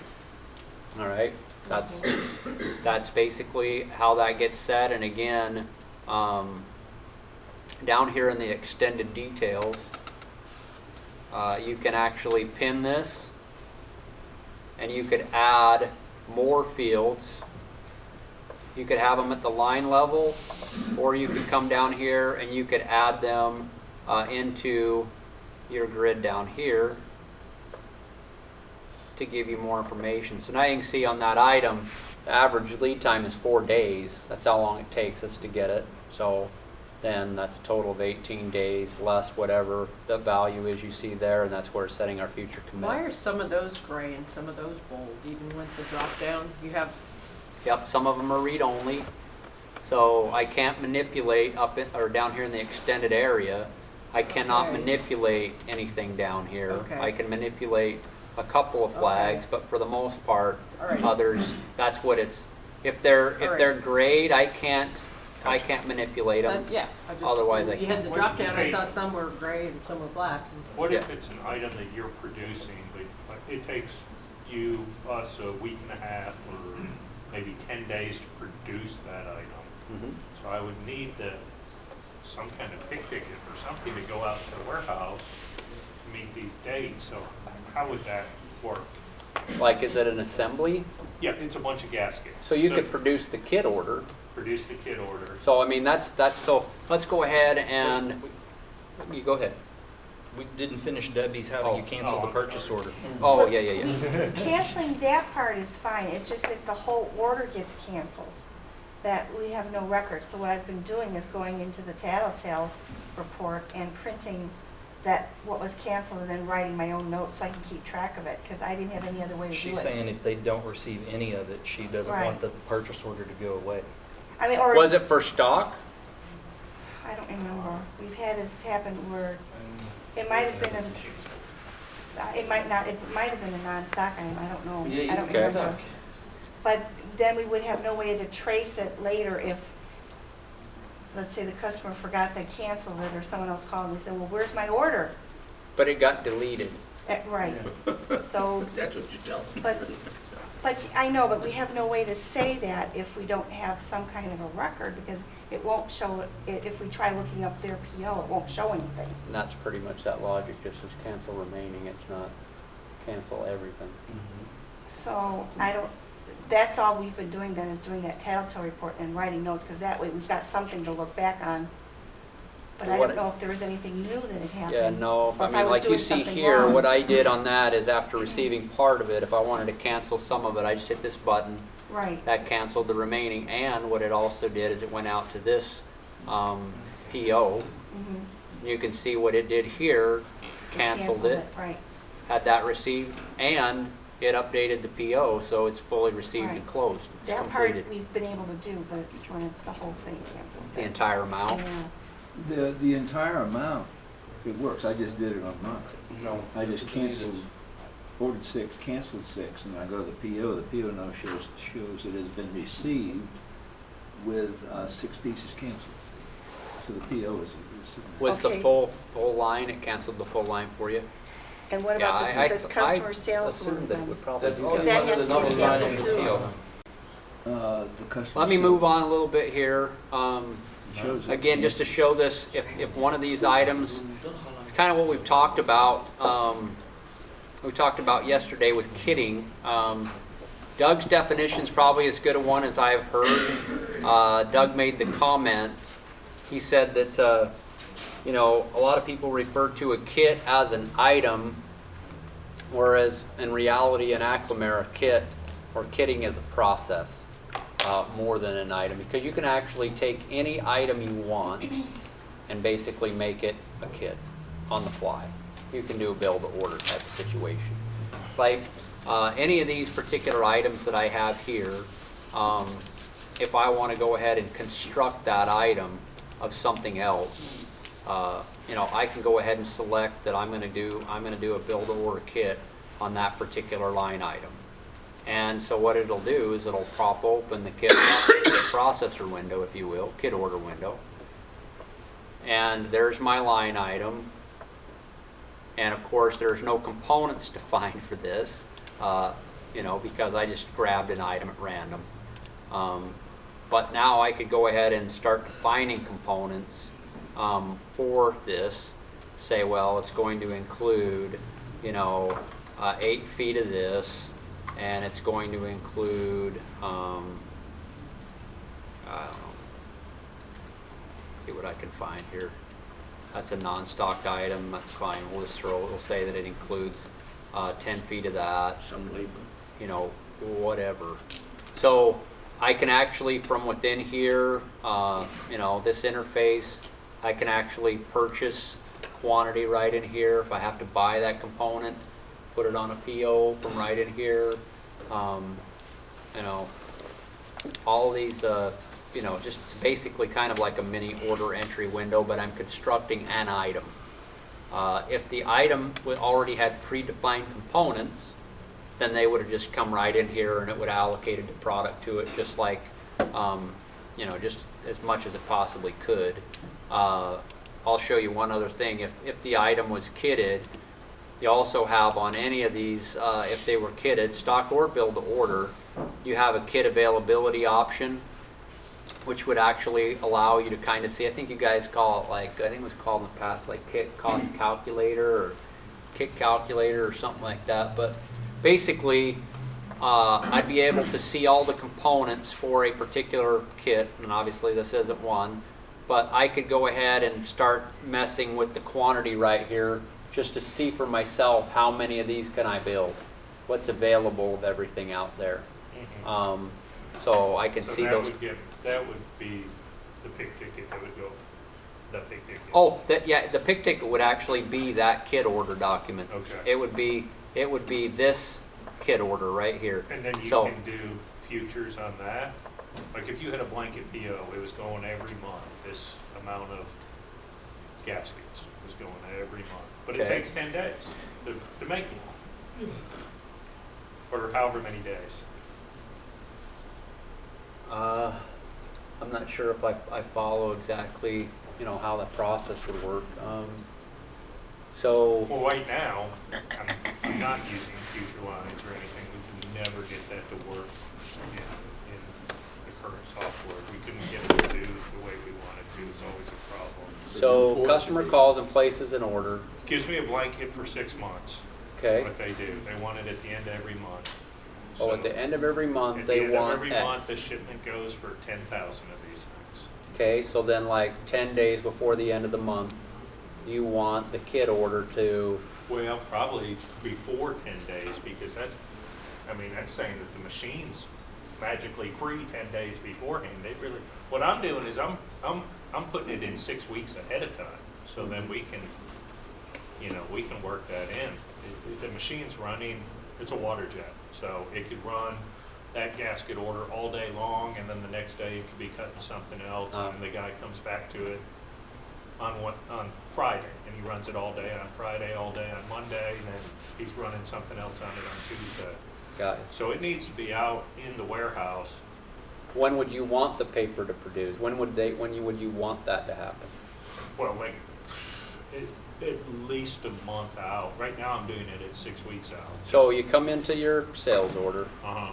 you put in the line, Uh-huh. you create a kit order to go with it, Uh-huh. with that particular line, and it's not going to go for, you know, 6 weeks. a month, Yeah, whatever. a You month, got them whatever. scheduled like we did that a minute ago. You could do a kit order for each one of those. Right. So I've got the material. I've got everything you there. kick the kit order. You could print the kit order right now, right? It goes Okay. out there. Okay. I mean, otherwise, when would you want it? I mean, No, but I'm just saying, what's going to trigger it? If I line them all up, then the system's automatically, because you put that 2-week buffer in there, or it automatically defaulted to that. That's what I'm saying. That's not going to be enough. 2 weeks will not be You enough. can change that date. Oh, That's I just can- it's just defaulted Oh. to be 2 Okay. weeks plus The average wa- lead time. yeah, the If it's way- a kid, it doesn't have lead time because lead time's coming from. the way you But can you can do it in manipulate that, your kit. the way you can't actually directly touch that future commit date. But the average lead time, you can change. So like, so it's 14 days is the 14 days, but if I want to add 10 days to it, and I can go ahead, and I think that average lead time, I think that's why we And added is that, the Kevin. 14 days So you could, business days, or is the 14? 14 days. that's 14 days. Okay. Yep, So period. if I wanted to make it 30 days, and then the system's gonna know 30 days out, it's gonna automatically print that kit assembly? It's, Or do I have to? that's based on the pick ticket. That's where I said that. There's two different documents here. I mean, there's a picking ticket document and a kit order document. Right. Well, we'll have to talk more about this. I don't want Yeah. to waste everybody's Yes, time. you have a date on the kit order as well, so if the kit orders are created on the front end of each line, we could have the We have a lot of option blanket those stuff. The kit orders printing out Yeah, based on blankets. what's on We have a the- lot of blanket orders for gaskets and hose. But you don't want to do it, what Got you're it. doing now is making up an order for each of those few. No, I would Let me- prefer to do it more efficiently. Let me just cover a couple more features here for the rest of you. As I'm gonna wrap this up in 6 minutes. So let me cover these just so that they're out in front and everybody knows what they're about. Obviously, edit shipping information is for one-time ship tos. So it's a nice feature. This pulls up the shipping information as it is assumed by the system right now. You can type right over the top of any of that, and then that stays with that sales order and that invoice. It's a one-time ship to address. It's not permanent. It just goes with that particular document. Now, a couple other features here. I already mentioned the invoice this order. This will let me just right now invoice whatever's committed, and optionally let me print a pick ticket. I don't have to print one if I don't want to. Stage this order. This would actually take the order into a being shipped status, so I don't have to go through the shipping screen, but I have not invoiced it yet. So in the case that I handed it to somebody and they're delivering it, then they could deliver that, and if there was something wrong with the delivery, or you didn't deliver all the parts, or there was some change that needed to be made, if it's in being shipped status, you could actually still go into the shipment and you could edit it there, or you could delete the shipment and take it right back into basically an order that you could edit and stuff. It's not invoiced yet. But you can invoice right from a staged document in the area called sales invoice creation. All right, just these last two here, pretty self-explanatory, but very handy. Somebody calls up and says, hey, can you, I'm looking for this, that, or the other, and you've already sold this, that, and the other on some other document. Doesn't matter what that is, whether it's from that customer or a different customer. You can copy that order, right? You can duplicate it, and then go change the customer's name. Just like I could do that right now. I mean, if I want to come up here and, oh, that's not the right customer or the right location, even though I've put in X number of lines, I can still edit that information. So copy this order would allow you again to duplicate it, create this into a quote. Heaven forbid you're in there and they order all this and they go, well, I don't want it. Just quote, give me a quote on all that right now. So then you could do that, dump it out into a quote, give them a quote, and then get rid of the order. All right? If you That's an haven't released option something, for you. If you have not released a future order, and you go and do you want to know what your open orders are, that would not be counted, correct? An open order is anything in open status. Okay, so that one is not here yet, it's gonna be future released. I don't want to know about that one. What depends on where you were looking for it at, but I mean, if you were looking among just open orders, it would still qualify as an open It order. would. Yep. Item customer history we talked about. Add a bill of materials. Again, this is just this is kind of a way around. This is a quick and dirty way around kind of kitting, if you will. I mean, let's say that you don't have to do really any assembly, or what assembly you have to do is so minor that, I mean, you could put labor in the bill of material if you wanted to do that. And this would allow you to basically explode everything on the order. But if I go in and look, I don't think I have, I think I just have that one example in here. But you can have bill of materials that you set up You have a particular item that you describe, and then you describe what goes in it, many components as you want. It's kind of handy for companies that are selling, like for instance, a plumbing distributor has those situations where they're putting together, for instance, a washroom, and it's got, okay, I have all these different pieces to a toilet and a sink or whatever that goes in there. Now I just have to specify the quantities of that particular bill of material, and it might be 40 line items, all of the different pieces that go with it. That's the idea here behind the bill of material. I find what I'm looking for, I select it, I can then specify, all right, well, how many of these do they want? I can put in some quantity of what they want. Ooh, that might be a little bit more than I want.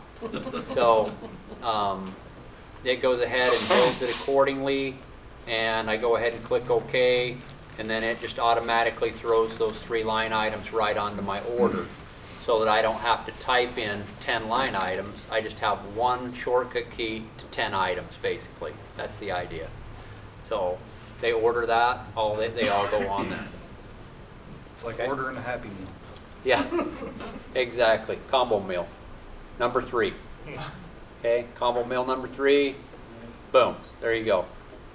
That's kind of the idea behind that. So a nice feature, again, I'll just mention pricing. This is in your document. All is in your document. So, but let's just cover the price field here. Formulas for those of you that are a little bit more new. Got 5 different formulas in here. I can put in M25. That's going to be a margin of 25 points. I can put in cost 35. That's going to be a markup of cost of 35%. I can put in L10, that's list less 10. I can put in U10, that's list marked up 10. I can put in X90, not P90X, but X90, and that's actually 10% off of list. It's just done differently in terms of the multiplier. All right, so those are built-in formulas right into that pricing field. If I have a situation where I've got 12 line items like I have right here, and I want to go ahead and reprice this order or quote or what have you, then I actually can bring that right into a repricing feature or function. I can indicate, okay, I need to reprice lines 4 through 9. I can highlight those in this manner. I can indicate how I want to price those. I want to go ahead and do a cost up using company cost of 50 points. Click the basically the execute plus right here. Apply this formula. Applies it to what I had highlighted in this fashion. I click OK, and it goes out there and updates all those prices accordingly, so that I can pick and choose the whole document or just certain lines, and I can update those prices quickly if I want to do that. So if I have an old quote from a year ago, and I quoted everything, and they're like, hey, remember that from a year ago? And I pull it up, and it's got 30 line items on it. Hey, can you refresh that pricing for me? Sure. Same, you just go right into that feature, right to reprice this order, and then you would highlight all the lines. So your top line, hold your shift key down, standard Windows feature, indicate that you want the system to use the pricing engine. Pricing engine just means it's going to go out and reprice them just like you hand typed them all in again. So it's going to go through, promotions, contracts, brackets, and everything in order to recompute it just like you retyped it on the fly. All right. So that is a really nice feature as well in this whole process. So I know we allocated a couple hours for sales order entry alone, and look, I mean, there's 3 hours left. Yeah, you could spend a lot of time in here, but hopefully there's some new things that you were able to see, glean about the interface, things that'll make a difference for you, even if it's just 1 or 2 items. I hope that there was something in here that might be beneficial for you as you go back to your particular business. So tomorrow we will kick off We'll have 2 tracks going. Will be accounts payable in here. We will be